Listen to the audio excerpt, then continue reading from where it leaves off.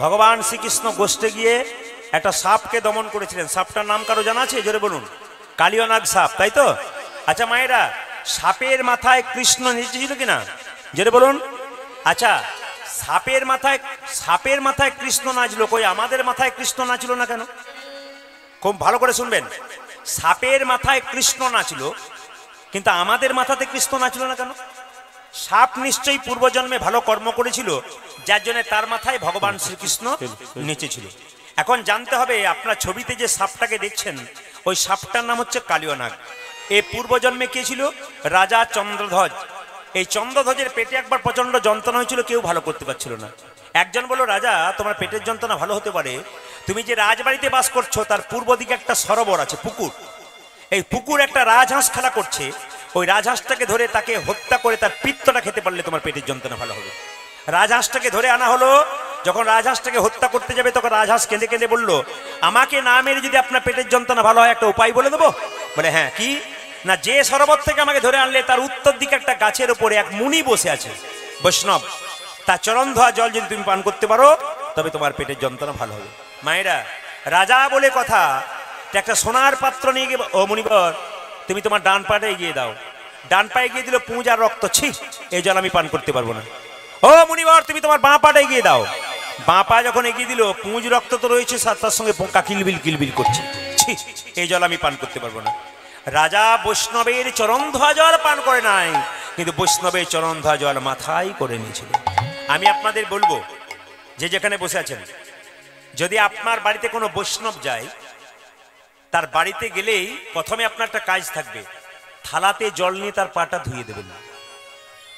বৈষ্ণবের চরণ ধোয়া জল কেউ যদি মাথায় নিতে পারে, প্রকৃত শুদ্ধ বৈষ্ণবের চরণ ধোয়া জল যদি বাড়ির চারিদিকে দেওয়া যেতে পারে, অশুভ শক্তি দূর হয়ে যায়।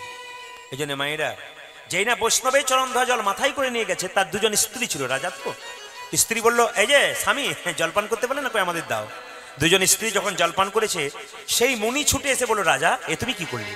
আমার চরণ ধোয়া জলকে তুমি অপমান করলে, আমি তোমাকে অভিশাপ দিলাম, তুমি যদি খল প্রবৃত্তি করলে, চালাকি করলে, তোমার খল বংশে জন্ম হোক, তোমার নাম হবে কালিয়নাগ। রাজা মুনি চিৎকার করে বলল, রাজা তুমি যেহেতু চরণ ধোয়া জল মাথায় করে নেছো, একদিন তোমার মাথায় ভগবান শ্রীকৃষ্ণ নৃত্য হবে। আপনারা যারা বৃন্দাবনে গেছেন, কালিদহ হ্রদে কালিয়নাগ বাস করে, এখন আর নেই। কালিদহ হ্রদে কালিয়নাগ বাস করত। সবচাইতে আশ্চর্যের ব্যাপার, আপনাদের এই এলাকাতে অনেক পুকুর আছে যেখানে পদ্ম ফুল আছে। যে পুকুরে পদ্ম ফুল আছে সেখানে শোনা যায় একটা সাপ থাকে, কিন্তু ওই সাপটার নাম পদ্মনাগ। সেই পদ্মনাগ সাপ যদি কাউকে একবার কামড়াতে পারে, তাকে আর পুকুরের পাড়ে উঠতে হবে না, ওখানে নিতাই গৌর হরি বল হয়ে যাবে। তাই যে পুকুরে পদ্মনাগ আছে সেই জলটা কিন্তু বিষ হলো না, কিন্তু আশ্চর্যের ব্যাপার, কালিদহ হ্রদে কালিয়নাগ থাকে, ওই জলটা বিষ করে দিল কালিয়নাগ। কেন করলো? কুরুক্ষেত্রের যুদ্ধের পর কৃষ্ণ সবাইকে সবকিছু দিয়েছিল, কালিয়নাগ কেঁদে কেঁদে বলেছিল, প্রভু আমাকে উদ্ধার করো। ভগবান শোনে নাই। কালিয়নাগ মনে মনে ভাবলো, তোমার সঙ্গে মিত্রতা করে তোমাকে যখন পেলাম না, তোমার সঙ্গে শত্রুতা আরম্ভ করব। কি করব? তোমার এই গ্রহের মধ্যে আমি এমন বিষ ঢালতে শুরু করব, এই পথ দিয়ে কোনো পশু পাখি পেরিয়ে যাবে, মৃত্যুর আগে ছটফট করে কাঁদবে আর কেঁদে কেঁদে বলবে, প্রভু তোমার বৃন্দাবনে জন্মগ্রহণ করলাম, নদীর জল পান করলাম, গাছের ফল আহার করলাম, আর আমার এত কষ্ট কেন? যখন ভগবানকে ডাকবে, ভগবান এখানে ছুটে আসবে, আমাকে কোথাও যেতে হবে না। কালিয়নাগ বলছে, এখানে বসেই আমি ভগবানের চরণ লাভ করব। কত চালাক দেখুন কালিয়নাগ। পদকর্তা বর্ণনা করছে, কালিদহ হ্রদে কালিয়নাগ থাকে।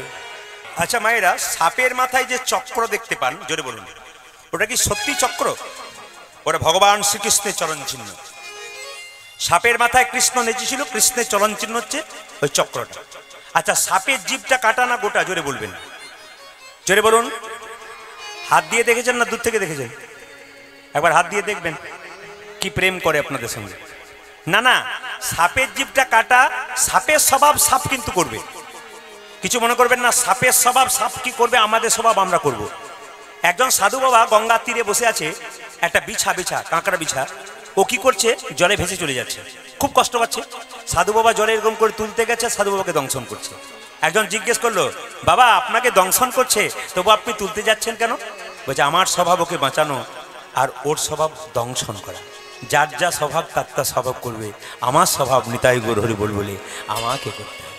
আচ্ছা মায়েরা, সাপেদের জিভটা কাটা কেন? এই দেখবেন, সাপে জিভটা কাটা কেন? বলছে গরুর পাখি তার মায়ের দাসিত্ব মোচন করবার জন্য স্বর্গ থেকে অমৃত এনে বৃন্দাবনের কদম্ব বৃক্ষের উপর রেখেছিল। আর সাপগুলো ভেবেছিল যদি কদম্ব বৃক্ষ থেকে একটুখানি কলসি থেকে অমৃত নিচে পড়ে যায় তাহলে আমরা কি করব, অমর হয়ে যাব খেয়ে নিলে। কিন্তু ঘাসগুলো চেটেছে কিন্তু একটুখানি অমৃত পড়ে নাই। চাটতে চাটতে যে ঘাসগুলোতে চাটছিল ওটার নাম এরকা ঘাস, যাকে বলা হয় কুশ ঘাস। চাটতে চাটতে জিভটা কেটে গেছে, তখন থেকে সাপেদের জিভটা যায়নি, তাই তখন থেকে সাপেদের জিভটা কাটা হয়ে গেছে। খুব প্রত্যেকটা জিনিসের তত্ত্ব আছে কিন্তু মাথায় রাখবেন। এবার লক্ষ্য করো মায়েরা, সাপ যেখানে কালিয়ানাগ যেখানে বাস করে এত বিষ ঢেলেছে সেই পথ দিয়ে কোনো পশু পাখি পেরিয়ে গেলে তারা ছটফট ছটফট করে বলে। মায়েরা, আপনাদের শরীরে কালিয়ানাগ আছে, এদিকে এদিকে, যার ভেতরে ক্রোধ আছে, কাম আছে, তার ভেতরে কালিয়ানাগ আছে। একজন বললেন যদি কারো ভেতরে প্রচন্ড রাগ হয়, সেই রাগটাকে যদি কেউ শান্ত করতে চায়, যে দেবীর ভজনা করো, যে ভগবানের ভজনা করো, যখন এই প্রচন্ড রাগ চেপে গেল তুমি যদি জানতে পারো যে আমার রাগ চেপে গেছে, সেই সময় তাকে যদি স্মরণ করে নিতে পারো, তোমার ক্রোধ আস্তে আস্তে কমে যাবে। এটা কিন্তু মাথায় রাখবেন আপনারা। আর যদি আপনি নিজেকে ধরতে না পারেন যে আমার ক্রোধ হয়ে গেল, মানে আপনি কোন একটা অন্যায় করলেন, যদি জানতে পারলেন যে আমি অন্যায় করলাম, যদি জানতে পেরে যান তাহলে কিন্তু আপনার বিবেক জাগ্রত হবে, আপনি মানুষ হতে পারবেন। আর যদি কাউকে কিছু বলার পর যদি আপনি মনে করেন আমি অনেক বললাম, আরো বলবো, বেশ করেছি, তাহলে কিন্তু আপনি আর মানুষ হতে পারলেন না। আপনার বিবেকটাকে জাগ্রত করতে হবে। এইদিকে মায়েরা যে যেখানে বসে আছেন, আজকে শ্রীকৃষ্ণের কালিয়ানাগ দমন শুনছেন গোষ্ঠে গিয়ে, এই সময়টাতে করেছিল। কিন্তু যে সময় যে লীলা ভগবানে আমি সেই সময় গাইছি, প্রসাদ হবে, এই জন্য আপনাদের বলে দিলাম যে যেখানে বসে আছেন মন দিয়ে শুনবেন। আগামী 29শে ফাল্গুন একটা জিনিস আসছে আমাদের, কি বলুন তো, দোল যাত্রা। ভগবান শ্রীকৃষ্ণের দোল যাত্রা। আচ্ছা মায়েরা, এই দোল যাত্রার আরেক নাম কি বলুন তো, হোলি পূর্ণিমা। এই হোলিকা নাম হোলি হলো কেন? এই যে দোল পূর্ণিমাটা, এই যে দোল পূর্ণিমার নাম হোলি পূর্ণিমা হলো কেন একটু জেনে নেবেন। ভক্ত প্রহ্লাদ ছিল ভগবানের ভক্ত, আর তার বাবা হিরণ্যকশিপু ছিল ভগবানের শত্রু। ভক্ত প্রহ্লাদ ভগবান করতো। একদিন ভক্ত প্রহ্লাদের বাবা হিরণ্যকশিপু জিজ্ঞেস করলো, তোর ভগবান কোথায়? ভক্ত প্রহ্লাদ বলল, কোথায় নেই, তুমি বলতে পারো? কোথায় আছে? জলের মধ্যে? বলে হ্যাঁ আছে। বাবা হিরণ্যকশিপু ভক্ত প্রহ্লাদের উপরে বুকের উপর একটা বিরাট বড় পাথর চাপা দিয়ে জলে 7 দিন ডুবিয়ে রাখলো। 7 দিন পর ভাবলো তাহলে ছেলে মরে গেছে। যখন তুলতে গেছে তখন দেখলো ছেলে দিব্যি উঠছে আর হাসছে। হ্যাঁ রে প্রহ্লাদ, তোর বুকে যে পাথর বেঁধে দিলাম, তুই মারা গেলি না বাবা? কৃষ্ণ নামের দ্বারা ভারী পাথর হালকা সুলের মতো হয়ে যায়।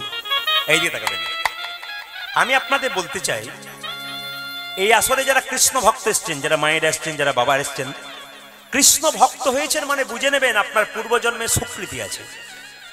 যারা হরিনাম শুনছেন, যেমন ওনাকে আমি কামাখ্যা মন্দিরে পুজো করতে দেখলাম, আবার উনি কাজ সেরে একবার বাবুর মতো ভক্তের মতো বসে গেলেন। এগুলো দরকার আছে, দেখতে শিখতে হবে যে নিজের কাজ সম্পন্ন করে আবার হরির কথায় বসে গেলেন। এই বসা দেখে লক্ষ্য করতে হবে যে যিনি বসছেন তিনি কেমন ভাবে বসছেন। একবারে কৃষ্ণমুখী হওয়ার, কৃষ্ণ কথা শোনার হাস্য বদনে আনন্দের সঙ্গে শুনবেন, ইনি কিন্তু ঠিক গ্রহণ করছেন। আপনি কীর্তন শুনছেন, মন আপনার ঘরে পড়ে আছে, এ করলে হবে না। কিন্তু ভগবান বললেন মন মনামত ভক্ত। তুমি কটা আপেল কটা লেবু ভগবানের মন্দিরে দিলে, মায়ের মন্দিরে দিলে, ভগবান দেখে না। কি দেখে? তুমি আপেল কলা লেবু অহংকারের ভাবে দিলে না প্রেমের ভাবে দিলে। 100 ভাইয়ের দাদা দুর্যোধন কৃষ্ণকে নিমন্ত্রণ করেছিল, তোমাকে এমন খাবার খাওয়াবো, বাপ জন্মে তুমি খাওনি। ভগবান কৃষ্ণ মনে মনে ভাবলো, যাব তোমার বাড়ি যাব নিমন্ত্রণ রক্ষা করতে, কিন্তু খাবো না, ঢেকুর তুলে চলে আসবো। পেটে খিদে থাকবে তবু খাবো না, কেন? অহংকারের সেবা গ্রহণ করি। কিন্তু বিদুরের স্ত্রী কলা বাদ দিয়ে কলার খোসা খাইয়েছিল ভক্তি ভরে, ভগবান ভক্তি ভরে খেয়েছিল। মায়েরা বাবারা যারা কীর্তন শুনছেন, আপনাদের দেবার মতো কিছু নাই, অন্তত আপনাদের ভেতরে একটা সুন্দর বস্তু আছে, ওটার নাম মন। সংসারের কাউকে মন দিলে ও ধোকা দিতে পারে, কিন্তু ভগবানকে কেউ যদি মন দেয় ও ধোকা দেয় না, বরং আপনাকে আরো কাছে। একটা বাচ্চা ছেলে যখন চলতে পারে না, তার বাবা কি মা কি দাদু বলে একটু হেঁটে হাই, বাচ্চাটা তলতে তলতে চলে যায়। বাচ্চা জানে আমার পড়বার ভয় নাই, যিনি আমার সামনে দাঁড়িয়ে আছেন, পড়তে গেলেই তিনি আমায় ধরে নেবেন। আপনি ভজনের পথে চলুন, পড়ার ভয় নাই, যদি পড়ে যান ভগবান আপনাকে তুলে নেন। মদ ভক্ত যত্র গচ্ছন্তি তত্র গচ্ছামি পার্থিব ভক্তানুমনু গচ্ছন্তি মুক্ত স্থিতি বিসহ। বৎসের পশ্চাতে যেমন ধাই ধেনুগণ, ভক্তের পশ্চাতে সেরকম যায় জনার্দন। আপনার বাড়ির গাভীটার বাছুর হয়েছে, বাছুরটা যেদিকে ছুটবে গাভী দড়ি ছিঁড়ে তার পেছন পেছন ছুটবে। কেন? যদি বাছুর চলে যায় খালে বিলে, গাভী তার পেছন পেছন বাছুরকে রক্ষা করার জন্য। ভক্ত যখন ভগবানের কীর্তন করতে করতে রাস্তা দিয়ে চলে যাবে, ভগবান যার ঘরে থাকতে পারবে না গো, ভক্তের পেছনে পেছনে তাই গৌর হরি বল বলে পাগলের মতো ছুটবে। এই জন্যে ভগবানকে ভালোবাসতে শিখুন। পৃথিবীতে যাকে ভালোবাসবেন উনি আপনার সঙ্গে বেইমানি করতে পারে, ধোঁকা দিতে পারে, কিন্তু ভগবানকে ভালোবাসলে তার মধ্যে আনন্দ আলাদা আছে। বাচ্চাদের শব্দ বন্ধ করান, যে যেখানে সামনাসামনি যাদের বাচ্চা আছে একটু মন দিয়ে শুনে নেবেন। এই ভক্ত প্রহ্লাদকে যখন কোনোভাবে মারতে পারলো না, তখন ভক্ত প্রহ্লাদের মাকে, তার নাম ছিল কয়াধু, হিরণ্যকশিপু এত দুষ্ট লোক যে কয়াধুকে বলল, তুমি তো তার মা, তোমার হাতে বিষের নাড়ু দিলাম, মা হয়ে ছেলেকে বিষের নাড়ু দিয়ে দাও। কয়াধু ভক্ত প্রহ্লাদের কাছে গিয়ে বলল, বাবা তোকে যে আমি পেটে ধরেছি, তুই যে আমার সন্তান, মা হয়ে তোর মুখে আমি বিষের নাড়ু দেব কি করে? লোকে যে আমায় মা বলবে না রাক্ষসী বলবে, আমি বিষের নাড়ুটা দেব কি করে? ভক্ত প্রহ্লাদ কেঁদে কেঁদে বলল, মা ভগবানের যদি কৃপা থাকে বিষ অমৃত হয়ে যায়। মীরাবাইয়ের কথা শোনো নাই? এইদিকে মীরাবাইয়ের কথা শোনো নাই? বিষ অমৃত হয়ে যায় যদি ভক্ত ঠিক মতো ভগবানকে ডাকতে পারে। যেই না নাড়ুটা দিয়েছে অমনি সঙ্গে সঙ্গে ভক্ত প্রহ্লাদ খেয়েছে, কিচ্ছু হয়। বিরাট বড় পাহাড় থেকে ভক্ত প্রহ্লাদকে ফেলে দেওয়া হলো, ভক্ত প্রহ্লাদের মৃত্যু হলো না। শাস্ত্র বলল মৃত্যু হবে কি করে? মুকং করতি বাচালং পঙ্গুলঙ্গ হইতে গিরিম যৎকৃপা তমহম ব্রন্ধে পরমানন্দ মাধব। ভগবানের কৃপা হলে খোঁড়া পাহাড় ডিঙ্গতে পারে গো। চোখে যে দেখতে পায় না সে দেখতে পর্যন্ত পায় যদি ভগবানের কৃপা থাকে। শুধু বিশ্বাস। ভক্তি কাকে বলে? বিশ্বাসকে ভক্তি বলে। আপনি বিশ্বাস করলে আপনার ভক্তি আছে, আর বিশ্বাস না করলে আপনার ভক্তি নেই। মাটির মূর্তিকে যদি মনে করেন ভেতরে খড় আর বাঁশ আছে, ওপরে রং দেওয়া আছে, বাইরে কাপড় দিয়ে ঢাকা আছে, আপনার মূর্তি পুজো হলো না। মূর্তির মধ্যে মাকে যদি দেখতে পান, তবে আপনার বিশ্বাস যদি থাকে, আপনি তাকেই গোবিন্দ ভজনা করতে পারবেন। তো যখন ভক্ত প্রহ্লাদকে কোনো মতে মারতে পারলো না, সবাই লক্ষ্য করুন, তখন ভক্ত প্রহ্লাদের পিসির নাম ছিল হোলিকা। ভালো করে শুনবেন। হিরণ্যকশিপুর একটা বোন ছিল, তার নাম হোলিকা। একটা আশীর্বাদ ছিল, সে আগুনে প্রবেশ করলে সে পুড়বে না। মানে হোলিকা যত বড় আগুনে প্রবেশ করুক, ও কিন্তু পুড়বে না। তো ভক্ত প্রহ্লাদের বাবা হিরণ্যকশিপু বললো, এক কাজ করো, হোলিকা ভক্ত প্রহ্লাদকে কোলে করে নিয়ে আগুনে ঢুকে পড়। ভক্ত প্রহ্লাদ পুড়ে ছাই হইবে, তুই বেরিয়ে চলে আসবি। কিন্তু বাবা যতই আশীর্বাদ থাক আর যতই থাক, ভক্তের প্রতি কেউ যদি শত্রুতা করে, ভগবান যতই আশীর্বাদ দেব আপনাকে ক্ষমা করে। হোলিকা কোলে করে নিয়ে আগুনে প্রবেশ করলো। আশ্চর্যের ব্যাপার, ভক্ত প্রহ্লাদ জীবন্ত রয়ে গেল, হোলিকা পুড়িয়ে ছাই হয়ে গেল। এই যে হোলিকা দাহন, এই হোলিকা থেকে কিন্তু হোলি উৎসবটা এসছে। ভক্ত প্রহ্লাদের পিসি হোলিকা, ওর দাহনের জন্য হোলিকা থেকে হোলি উৎসবটা এসছে। এই জন্য দেখবেন চাচর পোড়ানো হয় না, জোরে বলুন হ্যাঁ না না। আবার দেখবেন যে সমস্ত গাছের পাতাগুলো সব জড়ো হয়, সেই পাতাগুলোকে এক জায়গায় জড়ো করে পোড়ানো হয়, চাচর পোড়ানো হয় একই দিনে। আর মায়েরা, দোল পূর্ণিমার দিনে ভগবান কৃষ্ণ কেশী এবং অরিষ্টাসুর নামক দুটো অসুরকে হত্যা করেছিল। আনন্দের দিন দোল পূর্ণিমার দিন। আর একটা কি বলুন তো, একটা আছে যে সেই দিন কিন্তু মহাপ্রভুর জন্মদিন। দোল পূর্ণিমার দিনে মহাপ্রভু জন্ম নিয়েছিল। কিন্তু সবচাইতে আশ্চর্যের ব্যাপার, আমি খুব অবাক হয়ে যাই, দোল পূর্ণিমার দিনে বাজারে মাছ মাংসের দোকান বন্ধ হওয়া দরকার, কিন্তু আশ্চর্যের ব্যাপার সেই দিন আমাদের হিন্দুগুলো কিচ্ছু জানে না, মাছ মাংসের দোকানে গিয়ে লাইন দিয়ে দাঁড়ায়। আমরা আর কবে বুঝতে শিখবো যে মহাপ্রভু কবে জন্ম নিল? আমরা আর কোন জায়গায় পৌঁছাবো? আমরা তো কিছুই বুঝতেই পারি না আমাদের কোন দিনটা ভালো কোন দিনটা মন্দ।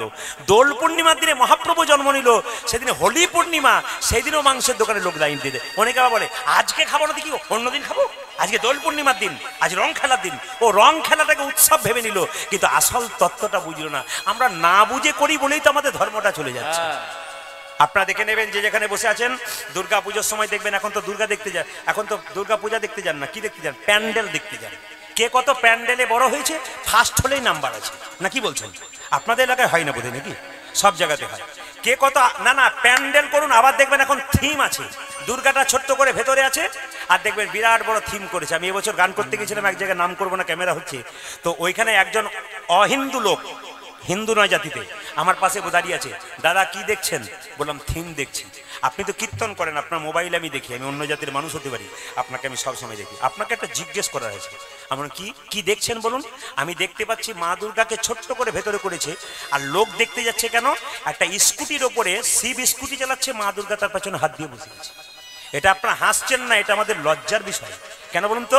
উনি আমাকে বললেন কোন শাস্ত্রে লেখা আছে যে বাবা শিব স্কুটি চালাচ্ছে আর মা দুর্গা তার পেছনে হাত দিয়ে বসে আছে? এটা আপনি লোকের কাছে জিজ্ঞেস করবেন। আমি আপনাদের কাছে জিজ্ঞেস রাখলাম, কোন জায়গাতে এটা আছে আপনারা বলুন। বলুন তো, এই সমস্ত রঙিন করতে গিয়ে, এই সমস্ত উল্টো পাল্টা জিনিস করতে গিয়ে আমরা কি আমাদের ধর্মটাকে নিচের দিকে নামাচ্ছি না? খুব বিচার করবেন কথাগুলো। আমরা যা করছি তা কি ঠিক করছি, ভুল করছি না ঠিক করছি, এগুলো জানতে হবে। যদি কেউ জেনে করে তাহলে লাভ আছে। মা দুর্গা পূজা, মা কালী পূজা এমন ডিজে বাজাতে আরম্ভ করেছে, বয়স্ক লোকগুলো ভয়ে যায় না। কেন? হার্টের দোষ হয়ে যাবে বলে ঘর থেকে বেরোচ্ছে না ভয়ে। একসঙ্গে 25টা 30টা বক্স বাজিয়ে উল্টো পাল্টা বাজনা বাজানো হচ্ছে।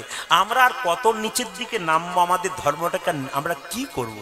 বিদেশের লোকগুলো এই দেখবেন, বিদেশের লোকগুলো ইস্কন মন্দিরে এসে হরে কৃষ্ণ বলতে পারে না, হরে কৃষ্ণ ওরা বলতে পারে না তবু বলে। আর লজ্জার ব্যাপার, আমরা বলতে পারি তবু বলি না। আমাদের ঘরের গৌরকে ওরা কিনে নিয়ে চলে যাচ্ছে, আর আমরা ঘরের গৌরকে চিনতে পারলাম না। দোল পূর্ণিমার দিনে মহাপ্রভুর জন্মদিন, সেই দিনটা অন্তত মাথায় রাখবেন। 29শে ফাল্গুন আপনার বাড়িতে যেন মাছ মাংস পেঁয়াজ রসুন না ঢোকে। আপনাকে জানতে হবে ঘরের ভগবান সেদিন আমাদের এসেছে, তাকে প্রণাম করুন, তাকে স্মরণ করুন, হিন্দু সনাতন ধর্মকে রক্ষা করুন। জোর করে যেন বলতে পারেন, আমি হিন্দু সনাতন ধর্মের মানুষ। সব ধর্মকে সম্মান দিন, কিন্তু নিজের ধর্মকে কেউ কোনদিন ছোট করবেন না। ভগবান শ্রীকৃষ্ণ মাকে বললেন, মা আমাকে সাজিয়ে দাও। বলে কেন? আমি কালিয়ানাগ, আমি গোষ্ঠে যাব। কৃষ্ণের মা জিজ্ঞেস করলো কিভাবে সাজাবো? যেদিন কৃষ্ণ কালিয়ানাগকে দমন করেছিল সেদিন দাদা বলরামের জন্মদিন ছিল। আপনাদের বাচ্চাদের জন্মদিনে আপনারা সব কেক টেক কাটেন তো? জোরে বলুন হ্যাঁ না না, জোরে বলুন। অনেকে ভয়ে বলছে না, কিছু গন্ডগোল আছে নাকি? আছে। এখানে যারা মহাজন জ্ঞানীজন বসে আছেন সবাই শুনে নিন, কেক কাটা কিন্তু আমাদের সনাতন ধর্মে নাই। এইদিকে কেক কাটা আমাদের সনাতন ধর্মে কোথাও নাই। আমরা লোকেরটাকে নকল করি, নিজেদের ভালোটাকে শেষ করি। আমরা নিজের ঘরের লোককে চিনতে পারি না, পরের ঘরের লোককে আপন করি। এই যে দেখাবেন, নিজের ঘর চিনতে পারলাম না গো, পরের ঘরের লোককে আমরা আপন করতে শুরু করলাম।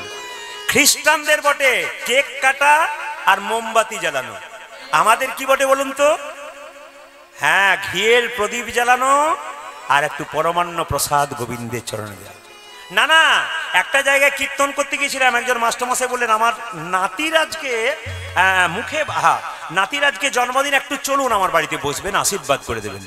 দেখতে পেলাম মোমবাতি জ্বালিয়েছে, কেক কাটবে, অনেক ছেলেমেয়েরা সব জড়ো হয়েছে, নিয়ে বলছে হ্যাপি বার্থডে টু ইউ। ফুস, বাবা কি ডিজাইন! আমি ওনাকে জিজ্ঞেস করলাম যে আচ্ছা, এটা বুঝতে পারলাম না, মানে মোমবাতি কেন জ্বালালো, নিয়ে আবার নিভিয়ে দিল? জ্বলে থাকা তো ভালো, নেভাবে কেন? মাস্টারমশাই বলছে ওই সব পাড়া সব করছে তাই করছে, মানে ও বেটাও কিছু জানে না। আমাদের সবচেয়ে লজ্জার ব্যাপার, শিখেও কিছু করতে পারলাম না। হ্যাঁ, আমি আমার গ্রামে যেখানে বাস করি ওখানে দুর্গাপুজো হয়। একজন মাস্টারমশাই তার বাচ্চা ছেলেকে নিয়ে যাচ্ছে, বাচ্চা ছেলে জিজ্ঞেস করছে, বাবা বলে কার্তিকের বাহন ময়ূর আর ওই গণেশের বাহন ইঁদুর কেন? তোর বাবাটা বলছে ওই 1000 প্রশ্ন করিস বলে তোকে আনি না, দেখ তারপর চলে যা। মানে ওর বাবাও জানে না, ছেলেকেও জানাই না। মানে আমরা কিছু জানতে শিখলাম না, শুধু দেখেই নিলাম। কিন্তু প্রতিটি মন্দিরে প্রত্যেকটি দেবদেবীর একটা করে শিক্ষা আছে। যদি কীর্তন শোনেন তাহলে প্রতিটি শিক্ষা বেরিয়ে যাবে আপনাদের সামনে। এই জন্য আমি আপনাদের সামনে জানাতে চাই, হিন্দু সনাতন ধর্মের খুঁটিনাটি যে ব্যাপারগুলো আছে, দেবদেবীর যে ব্যাপারগুলো আছে, কেন দেবদেবী এসেছেন, এগুলো প্রত্যেকটি তত্ত্ব আছে, আপনাদের জানতে হবে। জেনে যদি প্রণাম করেন তাহলে আপনার লাভ আছে, জেনে যদি পুজো করেন তাহলে আপনার লাভ আছে। সবাই লক্ষ্য করুন মায়েরা, ভগবান শ্রীকৃষ্ণ বলছে মা আমাকে সাজিয়ে দাও। বলে আরে বাবা আজকে দাদা বলে জন্মদিন। আচ্ছা বলুন তো, আপনার বাড়িতে একটা অনুষ্ঠান হচ্ছে, ছেলেকে স্কুলে যেতে দেবেন? দেবেন না। কিন্তু যদি পরীক্ষা থাকে তবে যেতে দেবেন, কিন্তু যদি কোনো অনুষ্ঠান থাকে, স্কুল থাকে, যেতে দেবেন না। মা যশোদা বলছে, হ্যাঁ রে আজকে দাদা বলাইয়ের জন্মদিন, আজ কত লোক আসবে, ভালো ভালো খাবার আসবে, তুই কোথায় যাবি বাবা?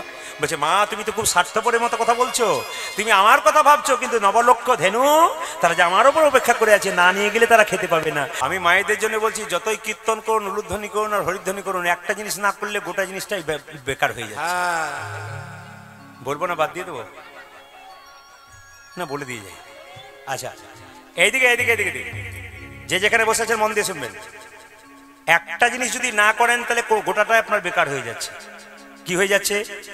ভগবান শ্রীকৃষ্ণ বলছেন, এইদিকে এদিকে, যদি কোনো নারী তার পতি সেবা না করতে পারে তবে গোটাটাই তার বেকার, যত উলুধ্বনি দেখ আর হরিধ্বনি দেখ। না না, আপনারা তো হরিবল হরিবল করছেন। পরশু যেখানে গাইছিলাম না, বর্ধমান একটা জায়গাতে, নাম করবো না জায়গাটা, রাত্রিবাতে গান করে বাড়ি ফিরলাম, তো ওখানে দুজন, এদিকে এদিকে দুজন স্বামী স্ত্রী গান শুনছিল দাঁড়িয়ে দাঁড়িয়ে। আপনার সবাই যেমন বসে শুনছেন, দুজন এইদিকে এইদিকে দাঁড়িয়ে শুনছে।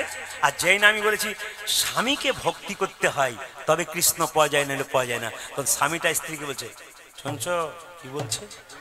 তখন সঙ্গে সঙ্গে স্ত্রীটা বলছে, চুপ। না না, আপনাদের এখানে সব ভালো বোধ হয়। মায়েরা, একটু ঝগড়া হয়ে গেলেই তো বাপের বাড়ি তল্পি তল্পা গুটিয়ে চলে যায়, নাকি নাকি বলছেন? মেয়েদের বাপের বাড়ির সুযোগ আছে, কিন্তু বাবাদের কোনো বাপের বাড়ির সুযোগ আছে? সবসময় বাপের বাড়িতেই থাকেন। এইদিকে দেখবেন, ছেলে যখন ছোট থাকে তখন মা কি বলে, খোকা তুই কিচ্ছু বুঝিস না।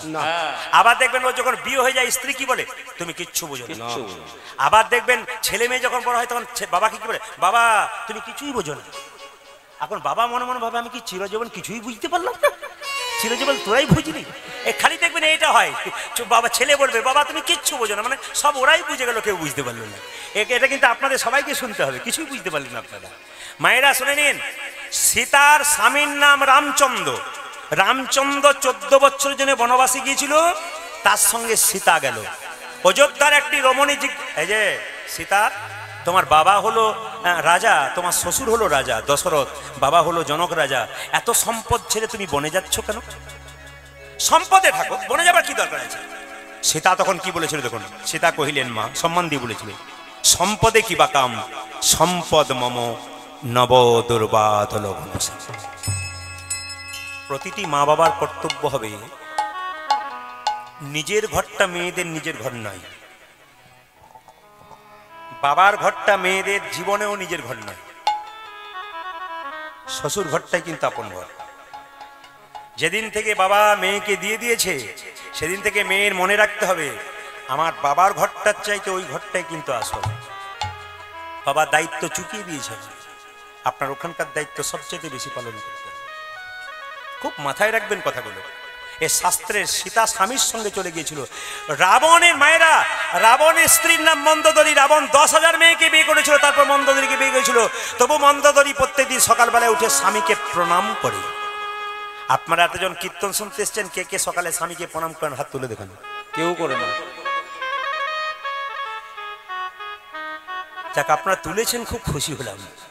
অন্য জায়গাতে তোলেই না, তবে আপনারা যারা তুলেছেন 2-4 জন, কিন্তু স্বামী স্ত্রী যারা এসছে, স্বামী ওখান থেকে দূরে দেখছে আমাদেরটা তুললো কিনা দেখি।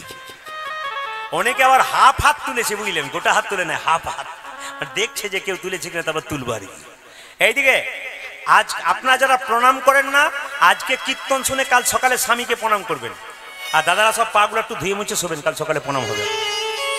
এইদিকে এইদিকে আপনার স্বামীর সঙ্গে আপনার কি সম্পর্ক, আমি কথাগুলো বলবো নারকেলের মতো, তত্ত্ব আছে কিন্তু, একটাও বাইরের কথা নয়, সব ভেতরের কথা, তত্ত্বের কথা। আপনার স্বামীর সঙ্গে আপনার কি সম্পর্ক একটু বলবো, আপনার হ্যাঁ দেবেন। আপনার স্বামী আপনার গুরু হয়, জোরে বলুন। কি ভক্তি ভরে বললেন, আমার ভেতরটা জুড়িয়ে গেল গো। অন্য জায়গায় বলে না। কালকে পরশু যেখানে গাইছিলেন, একটা মেয়ে এসে বলে, দাদা আপনার কীর্তন আমি সবসময় শুনতে পারি, খুব ভালোবাসি আপনার কীর্তন, সারা রাত্রি শুনি, শেষ হয়ে যায় তবু মনে হয় আবার লাগিয়ে দিই, ঘুমই হয় না, খালি মনে হয় শুনে যায়, ভোর পর্যন্ত, 2টো পর্যন্ত চলে। আপনার সব কথা রাখতে পারলাম, একটি কথা রাখতে পারলাম না। বলে কি? স্বামীকে প্রণাম করতে পারবো না। বলে কেন? আমার বাবার কান মূলে 10 লাখ টাকা নিচে প্রণাম আমি করবো। আমি এটা একটা কথা বটে নাকি বলছেন? এটা একটা কথা বটে। তা আমি আপনাদের বলে যাই মায়েরা, যে আপনার স্বামী আপনার গুরু হয়, জোরে বলুন হানা না। দাদারা চুপ করে আছে, মনে মনে ভাবছে কি যে হয়, বাড়ি না গেলে বুঝবেন না। আপনার স্বামী আপনার গুরু হয়, আচ্ছা দেবতা হয়, যাক খুশি। আপনার স্বামী আপনার রোগের ওষুধ হয়, যাক দোকানগুলো সব বন্ধ হয়ে যাবে ওষুধের। আপনার স্বামী আপনার বাবা হয়, এ বাবা হয় না তাই এবার হয় নাকি? এরা বলছে হয় না। আপনার স্বামী আপনার ছেলে হয়, আপনার স্বামী আপনার ভাই হয়, দু চারজনকে দেখতে পাচ্ছি ভাই হয়, ছেলে হয়। মানে সে ভোটের সময় দেখবেন কিছু কিছু লোক থাকে না, দুপক্ষে মুড়ি খায়, বেটা কাকে যে ভোট দেয় কেউ সেটা জানে না, ঠিক সেরকম স্বামী হয়, হ্যাঁ বাবা হয়। কিন্তু আমি বলে দিই আপনাদের স্বামী আপনাদের বাবা হয়, ভাই হয়, ছেলে হয়। আমি তত্ত্ব দিয়ে বোঝাবো, কোথায় বলুন তো, সবাই তাকান। বিষ্ণুপ্রিয়াকে নিমাই বলেছিল সন্ন্যাসের আগে, প্রিয়া তুমি বাপের বাড়ি চলে যাও। বিষ্ণুপ্রিয়া বলেছিল স্বামী এটা কি বাপের বাড়ি নয়, তুমি আমার বাবা, তুমি আমার ছেলে, তুমি আমার ভাই, তুমি আমার বন্ধু, তুমি আমার গুরু, তুমি আমার ইহকাল, তুমি আমার পরকাল, তুমি আমার সব। নিমাই বলেছিল লোকে আমাকে পণ্ডিত বলে, আমি জানতে পারলাম না স্বামী কখনো বাবা হয়, তুমি কি করে জানতে পারলে? বিষ্ণুপ্রিয়া বলছে তুমি যেমন পণ্ডিত আমার বাবাও তো পণ্ডিত, আমার বাবার নাম সনাতন মিশ্র, আমার বাবা আমাকে শিখিয়ে দিয়েছে। এই জন্য আমি বলে দিই বাবা মা যদি ভালো হয় ছেলে মেয়েদের সংস্কার ভালো শেখায়, আর বাবা মা যদি ভালো না হয় ও ছেলে মেয়ে সংস্কার শিখতে পারবে না, সারা জীবন খালি জ্বলে পুড়ে। আমি একটা প্রমাণ দিয়ে দিই আপনাদেরকে। আমার দুটি কন্যা, ছোট কন্যাটা আমি বাড়ি গেলে আমার পেছনে বসে থাকে, আমি কোনো রাত্রিবেলায় কোনো কিছু পড়াশোনা করলে লাল দাগ দিলেও কিন্তু আমার পেছনে বসে বসে দেখে, তারপর বসে বসে পড়াশোনা করে। কেউ যদি ফোন করে তোমার বাবা আছে, বলে হ্যাঁ ব্যস্ত আছে। একটা জিনিস জানার ছিল, ও বলে আমাকেই বলুন না কি বলছেন। ও তখন দেখি 5টা প্রশ্ন করলে 3টে প্রশ্নের উত্তর দিয়েছে। তার মানে কি, বাবা আলোচনা করে মেয়ে আলোচনা করে, আর বাবা যদি খালি অন্য আলোচনা করে তাহলে মেয়ে অন্য আলোচনা করবে। আলোচনাটা ভালো করবে। আমি বলবো সংসারে থাকবেন আপনি তো দিব্যি চোখ মুজে ড্যাং ড্যাঙ্গিয়ে চলে যাবেন, ছেলে মেয়েদেরকে ভালো সংস্কার শিখিয়ে দেন, ভালো কিছু শিখিয়ে যান, যেন সবার কাছ থেকে আশীর্বাদটা লাভ করতে পারে। মায়েরা, বিষ্ণুপ্রিয়া নিমাইকে বলছে স্বামী আমার বাবা আমাকে শিখিয়ে দিয়েছে, স্বামী বাবা হয়, স্বামী ভাই হয়। কখন হয়? মেয়েদের যখন বিয়ে হয় না, অন্য জোগাড় করে কে? জোরে বলুন, কে জোগাড় করে? বাবা। আর যখন বিয়ে হয়ে যায় তখন স্বামী। আপনাদের কোনো ছেলে মেয়ে নাই, স্ত্রী আগে মরে গেল, স্বামী কিন্তু পিণ্ড দেবার অধিকার আছে। মায়েরা, স্বামী স্ত্রী বেঁচে আছে, ছেলে মেয়ে নাই, হতেই পারে, এক কথা শুনে নিন। কিন্তু স্বামী স্ত্রী যদি মারা যায় স্বামী কিন্তু পিণ্ড দিতে পারে, ছেলের ভূমিকা গ্রহণ করে। অন্য জাতির মানুষের কাছে অন্য জাতির লোক যদি যায়, দাদা ধর্ম করুন, চলুন, যেতে হবে না ধর্মের জায়গায়, ওরা বলে যাব। আর আমাদের হিন্দু যদি কাউকে বলা হয় একটু হরিনাম চলবেন না, আপনি নিজে চরকায় তেল দিন, আমাকে বলতে আসবেন না। এটা আমাদের সবচেয়ে ভালো গুণ না, কি বলছেন? না দোষ, কি বলছেন কোনটা? এটা দেখবেন, আপনি হরিনাম শুনতে যাবেন না, আপনার চরকায় তেল দিন, আমাকে বলতে আসবেন না। হরি আমাকে কি দিয়েছে? মায়েরা যারা বলে ভগবান আমাকে কি দিয়েছে আমি ভগবানের নাম করব না, ওদেরকে একটু জিজ্ঞেস করবেন বাচ্চা যখন জন্ম নেয় বাচ্চা কি খাবে, কথা কেউ ভেবেছে? জোরে বলুন হ্যাঁ না। ভেবেছে? বাচ্চা জন্মের পরে আপনার হরলিক্স, ল্যাকটোজেন, নেস্টোজেন এনে দেন। মায়ের স্তনরূপে ভগবান এমন মধুভাণ্ড দিয়েছে যা পৃথিবীর কোথাও নাই। মায়ের দুধটা খুব গরম নয় যাতে বাচ্চার জিভ পুড়ে যাবে, মায়ের দুধটা খুব ঠান্ডা নয় যাতে বাচ্চা সর্দি লেগে যাবে, মায়ের দুধটা খুব টক নয় যাতে বাচ্চার অম্বল হয়ে যাবে, মায়ের দুধটা খুব মিষ্টি নয় যাতে বাচ্চার সুগার হয়ে যাবে। নদীর মধ্যে জল, গাছের মধ্যে ফল, তিনি আমাদের জন্য এত কিছু করলেন, আমরা তার জন্য কি করলাম? কেউ যদি আমার জন্য কিছু করে, আমি যদি তার জন্য কিছু না করি, আমাকে বেঈমান বলবে, নেমক হারাম বলবে। তাহলে ভগবান আমাদের জন্য এত কিছু করলেন, আমরা তার জন্য, অথচ আমরা কি সাহসে বলি ভগবান কি আমাকে খেতে দেয় নাকি, আমি কর্ম করি তাই খাই। সবচাইতে দুঃখের ব্যাপার এইটাই, আমরা চিরকাল পরের দোষ দেখে গেলাম, নিজের ওর ভেতরটা খুব খারাপ জানো, লোকের সামনে বলে বলে তোর ভেতরটা দেখ আগে, তারপর ও লোকের ভেতর দেখতে দেবে। নিজের ঘরটা খুঁজে দেখলি না কত দোষ রয়েছে, আবার অপরের ঘরের খোঁজ করতে যাচ্ছিস। আগে নিজের ঘরের খোঁজটা রাখ, তোর মধ্যে কি দোষ আছে ওগুলো ঠিক কর। মা শারদা বলেছেন যদি নিজের দোষগুলোকে কেউ শেষ করতে পারে তাহলে পরের দোষ সে দেখতে পায় না। আর নিজে যদি কেউ চোর হয়, রাস্তা দিয়ে কেউ পেরিয়ে গেলে ভাবে ও বেটাও বোধহয় চোর ওঠে, একটা নিয়ম। আমি চোর হলে মনে হবে ওকেও চোর মনে হবে। এই জন্য আমি আপনাদের বলে যাই, ভগবান জন্মের পরে আমাদের দুটো থলে দিয়েছিল, একটা দুটো দোষের থলি দিয়েছিল, একটা আমাদের দোষের থলি, একটা পরের দোষের থলি। আমাদের দোষগুলো ধরবার জন্য একটা থলে দিয়েছিল, ভরে রাখবে, আর পরের দোষগুলো ধরবে জন্য একটা থলে দিয়েছিল। কিন্তু আমরা কি করেছিলাম, ভগবান বলেছিল নিজের দোষের থলিটা সামনে রাখবে আর পরের দোষের থলিটা পেছন দিকে রাখবে, পরের দোষ দেখতে যেও না, নিজের দোষগুলোকে থলিতে ভরবে। কি কি দোষ আছে আমরা নেবার সময় উল্টো করে ফেলেছি, আমাদের দোষের থলিগুলো সব পেছনে করেছি আর লোকের দোষের থলিগুলো সব নিচের দিকে করেছি। এই যে লোকের দোষ আমরা দেখতে পাই, আমাদের দোষ আমরা দেখতে পাই না। আমি বারবার বলবো, নিজের দোষগুলোকে ঠিক করুন, আপনার জীবন সুন্দর হবে।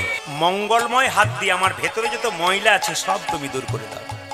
যখন এই গানটি কোনো ভক্ত মন্দিরে গাইছে, ভগবান তখন বলছে, নিশ্চয়ই তুই বিপদে পড়েছিস, নইলে তো আমার কাছে আসবি না। সবচাইতে দুঃখের ব্যাপার, যখন আমাদের শরীরে ক্ষমতা থাকে, বাড়ি গাড়ি টাকা পয়সা থাকে, ভগবানকে ভজন করতে চাই না। যখন দেখবেন ক্ষমতা শেষ হয়ে যায়, কেউ সংসারে ভালোবাসছে না, তখন দেখবেন হরির মন্দিরে গিয়ে চুপচাপ বসে। ও বাবা, মন দিয়ে শুনবেন, সংসারে যখন আপনি এতদিন এত কিছু দিলেন তখন ভালোবাসলো, যখন সংসারে দেবার মতো ক্ষমতা নেই, বৌমা আপনাকে দাঁত খিচুনি দিচ্ছে, ছেলে বকাবকি করছে, একটু ভাত দিচ্ছে আর 10টা কথা শোনাচ্ছে, তখন দেখলেন আমার আপন বলতে কেউ নাই। মন্দিরে গিয়ে ভগবানকে তখন বললেন, প্রভু তুমিই একমাত্র আপন। এত দেরিতে বুঝলে কেন? একটু আগে বুঝলে হতো না? একটু আগে বুঝলে হতো। আজকের এই মহতি হরিবাসরে যারা কৃষ্ণ কথা হরিকথা শ্রবণ করার জন্য এসেছেন, তাদের প্রত্যেকের শ্রীচরণে কীর্তনীয় প্রদীপ পাল এবং সম্প্রদায়ের কোটি কোটি দণ্ডবত প্রণাম। অভিনন্দন জানালাম জীবন মণ্ডল মহাশয়কে, যার অক্লান্ত প্রচেষ্টায় এই হরিবাসর তৈরি হয়েছে। শুধু হরিবাসর নয়, মাতৃপূজা উপলক্ষে এই কীর্তন এবং বহু ভক্তের প্রসাদের ব্যবস্থা করেছে। আমি যেখান থেকে এলাম সেটা হচ্ছে দুবরাজপুর। যিনি দাঁড়িয়ে আছেন বাঁ দিকে, ওনার বেআই মশাই, মায়া মনসার মন্দির ওনার বাড়িতে আছে, এখানে মা কালীর মন্দির আছে। ওনার সঙ্গে সহযোগ করেই উনি আমার বাড়ি গিয়ে কীর্তনের বায়না করেছিলেন। ওনার সঙ্গে আমার খুব ভালো সম্পর্ক। আপনারা সকলে মিলে একবার উলুধ্বনি হরিধ্বনি দিন। নিতাই গৌর হরি বল, হরি বল, হরে কৃষ্ণ।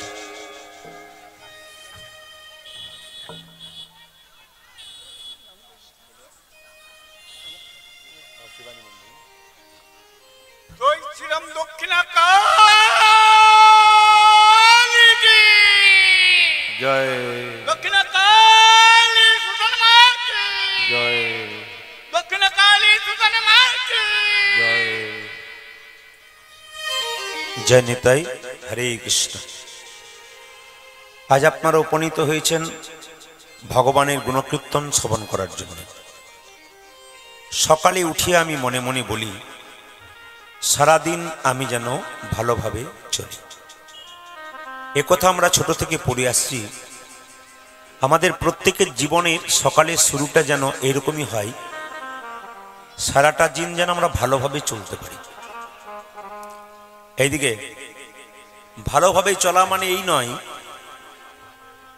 ভালোভাবে চলা মানে এই জীবনটাকে কৃষ্ণমুখী করতে হবে, ভজনমুখী করতে হবে, হরিমুখী করতে হবে, তবে জীবনের সার্থকতা আছে।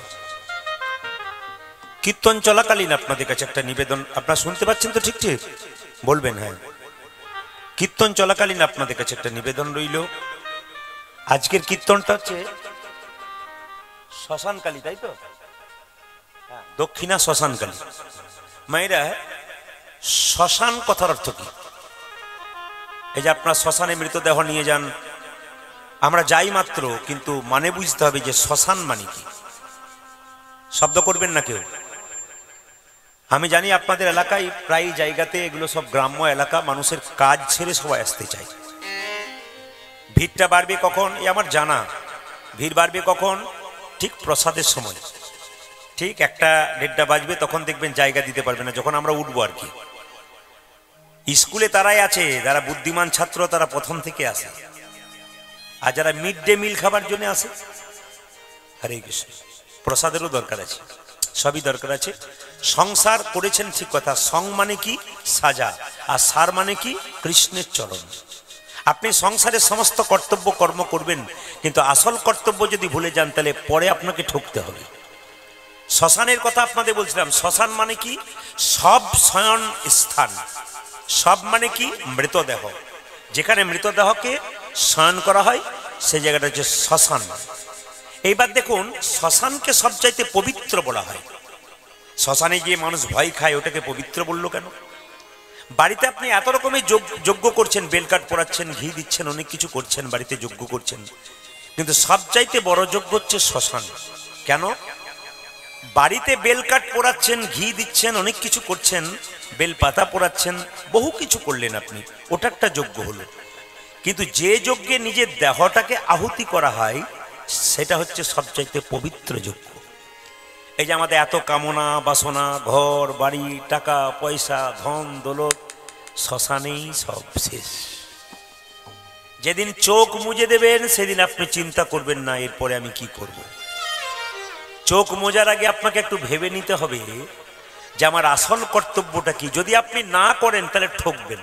আপনার ছেলে মেয়ের জন্য আপনাকে কর্তব্য কর্ম করতে হবে, সংসার আপনি করেছেন, কিন্তু আসল কর্তব্য যদি ভোলেন তাহলে ওই পারের পথটা কিন্তু আপনার নিতাই গৌর হরি বল হবে। এই জন্য ভাবনা চিন্তা যদি করতে হয় আগে থেকেই ভাববেন। শ্মশানের কথা যখন এলো আর একবার বলে দিই আপনাদের, শ্মশানে দেখবেন কোনো মৃতদেহ যখন পোড়াতে যায়, কারো বাবা বা মা মরে, তখন দেখবেন ওই অগ্নিটা নিক্ষেপ করবার আগে 3 বার কিন্তু প্রদক্ষিণ করে। কোনটাকে না, মৃতদেহের যেখানে শোয়ানো থাকে সেই কাঠের উপরে মৃতদেহকে শোয়ানো থাকে চিতার উপরে, তার চারিদিকে 3 বার ঘোরা হয় আগুন নিয়ে। সেই সময় কয়েকটি কথা বলা হয়, আমরা বলিও না, আমরা জানিও না, শুধু যায় আর করি, মানে কিছু বুঝি না। সেই সময় কিন্তু আগুন দেবার আগে ব্রহ্মাকে স্মরণ করতে হয় যে ব্রহ্মা, আমার বাবা এখানে এসেছে, চিতার মধ্যে শুয়ে আছে, সংসার জীবনে যদি কোনো পাপ করে থাকে, অগ্নি তুমি নিজ গুণে আমার বাবার সমস্ত পাপ ধুয়ে মুছে পরিষ্কার করো। এটা বলা কর্তব্য, কিন্তু আমরা কেউ বলিও না। বলবো কি করে, আমরা জানি না তো বলবো কি করে। আমি যে কাজটা করতে গেলাম সে যদি নাইবা জানি, যে তাহলে আমার করে কি লাভ আছে। আমি চিতাতে বাবাকে জ্বালিয়ে দিলাম, ব্যাস চলে এলাম, হয়ে গেল কাজ, তা নয়। আমার বলা কর্তব্য কি। এরপর একটা সুন্দর কথা আছে, কি বলুন তো, এই কথাটা বললেন যে আমার বাবা যদি কোনো সংসারে অন্যায় করে থাকে, অগ্নিদেব ব্রহ্মা তুমি নিজ ভাবে ক্ষমা করে দিও, এবং এরপরে আমাকেও এখানে আসতে হবে। আমার জীবনে যদি কোনো পাপ থাকে তুমি নিজ গুণে আমাকে, মানে এখানে স্মরণ করে দিল যে আমার বাবা শুধু এলো তা নয়, আমাকেও এরপরে আবার একদিন আসতে হবে। আমার জীবনে কোনো পাপ যদি থাকে আমাকে নিজ গুণে ক্ষমা করে দাও। এত সুন্দর শিক্ষা শ্মশানের মধ্যে আছে, অথচ আমরা কেউ জানি না, পুড়িয়ে দিয়ে চলে আসি, ব্যাস। আর এখন তো ধরুন শ্মশান মানেই তো আর অন্য কিছু নাই, সব তো এই সব ব্যাপার। মানে এসা না হলে কিন্তু নিতাই গৌর হরি ভাই। আপনাদের কাছে নিবেদন রইল, আজকে মহাপ্রভু নবদ্বীপের মধ্য দিয়ে চলে যাচ্ছেন আর পদকর্তা বর্ণনা করছেন। দেখো দেখো প্রভুর ভাবটি কেমন। রাধা রানী কি, বাহ, শ্যাম সুন্দর কি, মদন মোহন কি, হরিবাসর কি, গরম লাগছে কি। আচ্ছা আচ্ছা, না পরীক্ষা হয়ে গেল, আপনার কেমন ডুবে গেছেন, সবাই জয় দিচ্ছেন। একবার মায়েরা জোরে উলুধ্বনি দিন, নিতাই গৌর হরি হরি হরি। আচ্ছা, জীবে দয়া নামে রুচি, জীবের প্রতি দয়া থাকতে হবে, নামের প্রতি রুচি থাকতে হবে। এই যে প্রসাদের ব্যবস্থা হয়েছে, হরিনামের ব্যবস্থা হয়েছে, আমি আপনাদের একটা কথা বলে যাই, যেখানে কীর্তন হবে ভক্তের পাশে বসে কীর্তন শুনবেন। শাস্ত্র বলছে যেখানে সেখানে বসে কীর্তন শুনবেন না, যিনি ভক্ত তার পাশে বসে কীর্তন শুনবেন। কারণ হাত যদি তুলতে না বলা হয়, ভক্ত যারা হবে আপনা আপনি হাত তুলে উঠবে। আর যখনই হাত তুলবেন আপনি তার পাশে বসলে কোন লাজে চুপ করে বসে থাকবেন, আপনারও হাত কিন্তু আপনা আপনি উঠে যাবে। এবং যখন প্রসাদ পাবেন তখন মাথায় রাখবেন প্রচুর ভক্ত প্রসাদ পাবে, কিন্তু মাথায় রাখবেন ভক্তের পাশে বসে প্রসাদ পাবেন। কেন? যিনি ভক্ত তিনি প্রসাদটা পেয়ে মুখে নেবেন না, তিনি জনার্দন বলে কপালে ঠেকাবেন, প্রণাম করবেন, তারপর প্রসাদ নেবেন। কোনো দিকে তাকাবে না, কে কি করছে না করছে দেখে লাভ নাই।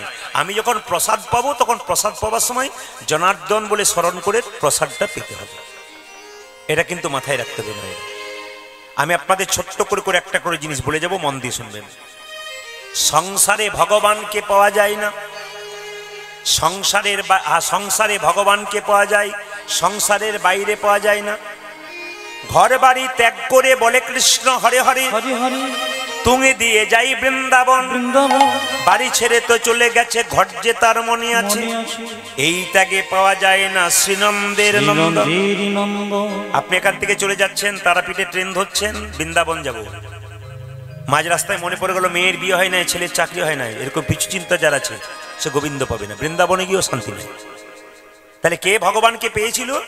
জনক ঋষি রাজা, যিনি পুণ্যত্যাগী ছিলেন, তিনি কোনদিন সংসার ত্যাগ করেন নাই। সোনার পুরীতে বাস করত, মনকে সে যে গোলকে রাখত।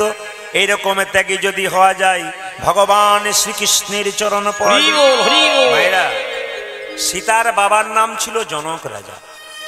আপনাদের 2-4 ভরি সোনা হলে লোককে দেখান, দেখো আমি কেমন সোনা পড়েছি। কিন্তু জনক রাজা যে বাড়িতে বাস করত, যে রুমটাতে বাস করত, গোটাটা সোনা দিয়ে মোড়া। কিন্তু ভগবান সোনার প্রতি তার মন ছিল। আপনার গাড়ি বাড়ি টাকা পয়সা ধন দৌলত সব থাকবে, মন কিন্তু গোবিন্দের চরণে থাকবে। এত বড় জনক রাজা শিক্ষা দিচ্ছে, উনি রাজা থেকে ঋষি হলেন কেন?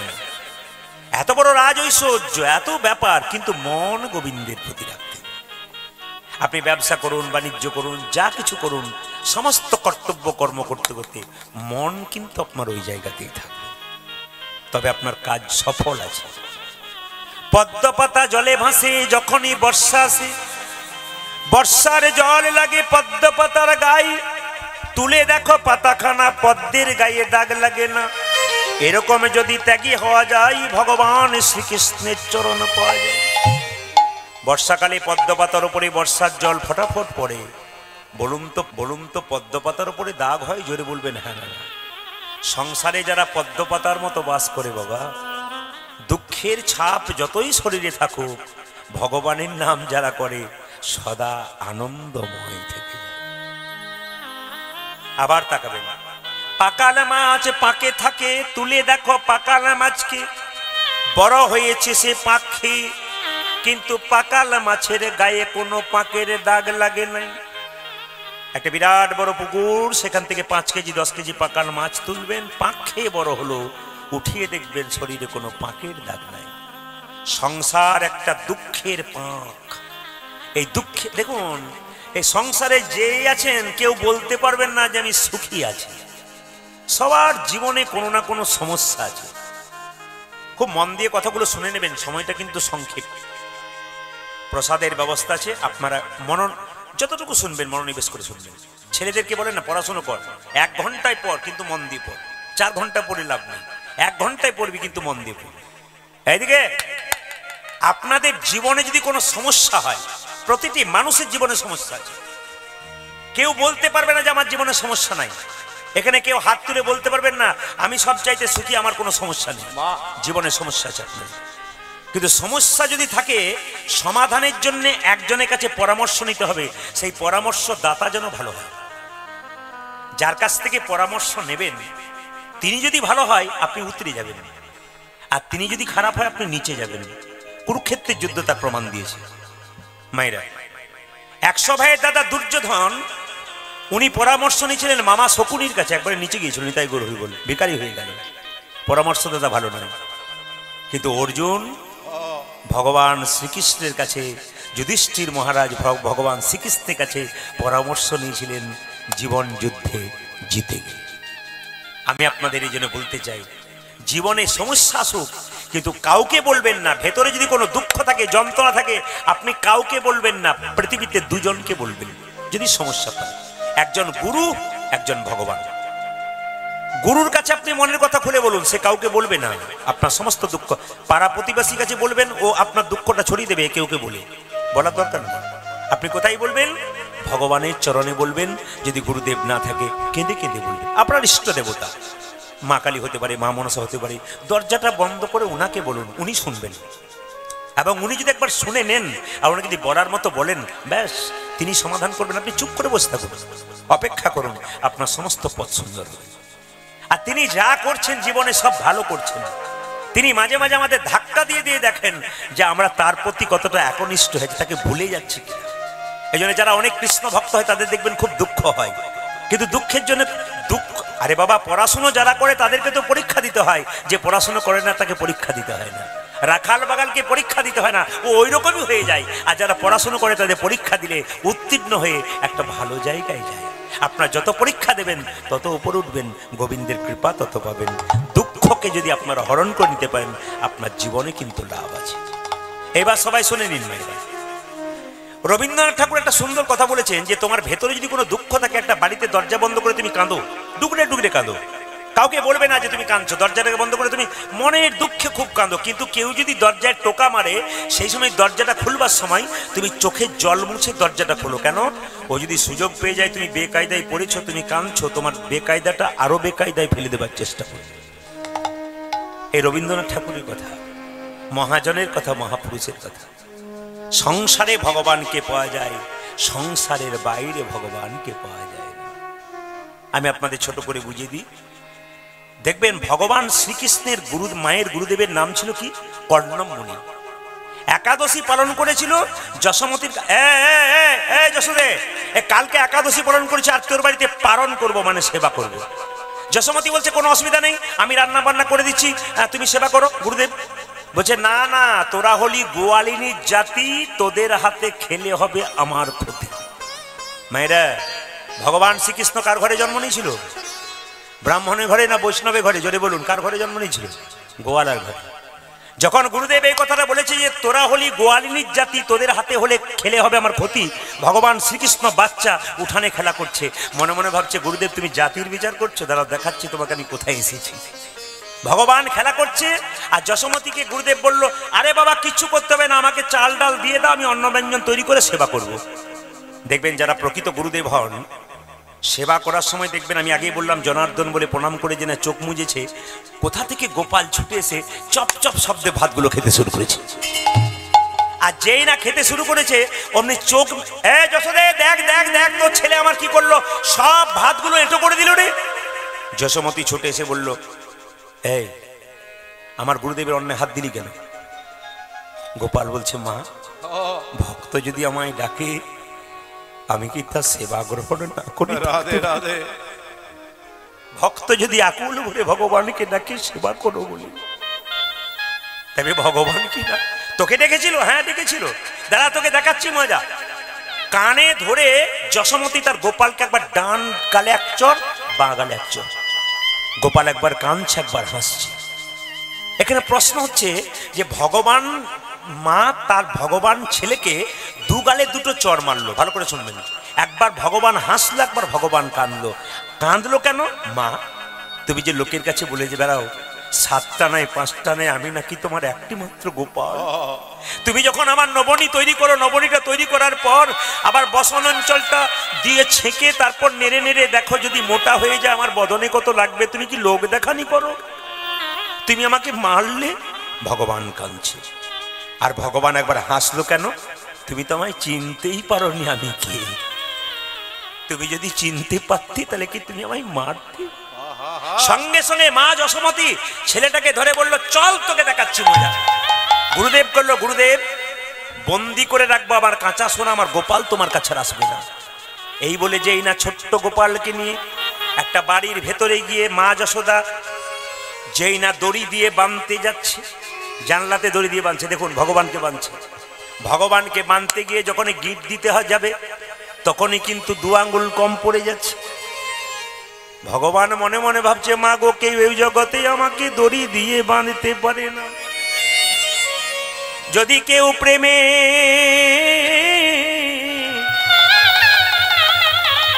যদি কেউ আমায় প্রেমের বাঁধনে না বাঁধে, তবে কেউ আমায় দড়ি দিয়ে বাঁধতে পারে না। খুব শিক্ষণীয় বিষয় কিন্তু।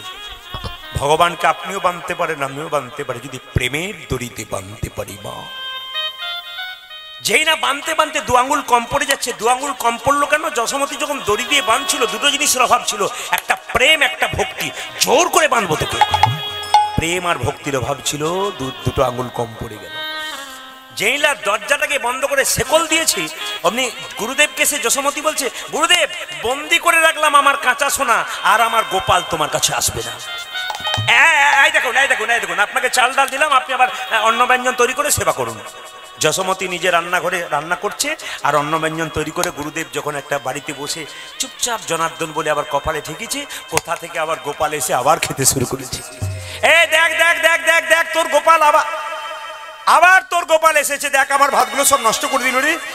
যশোমতী রান্নাশাল থেকে বলছে, ওটা আমার ছেলে নয়, পাড়ার কেউ বটে, ভালো করে দেখো। বলে তুই আগে বেরিয়ে দেখ ওটা কে বটে। যশোমতী বেরিয়ে দেখছে সত্যি তো আমার গোপাল বসে আছে।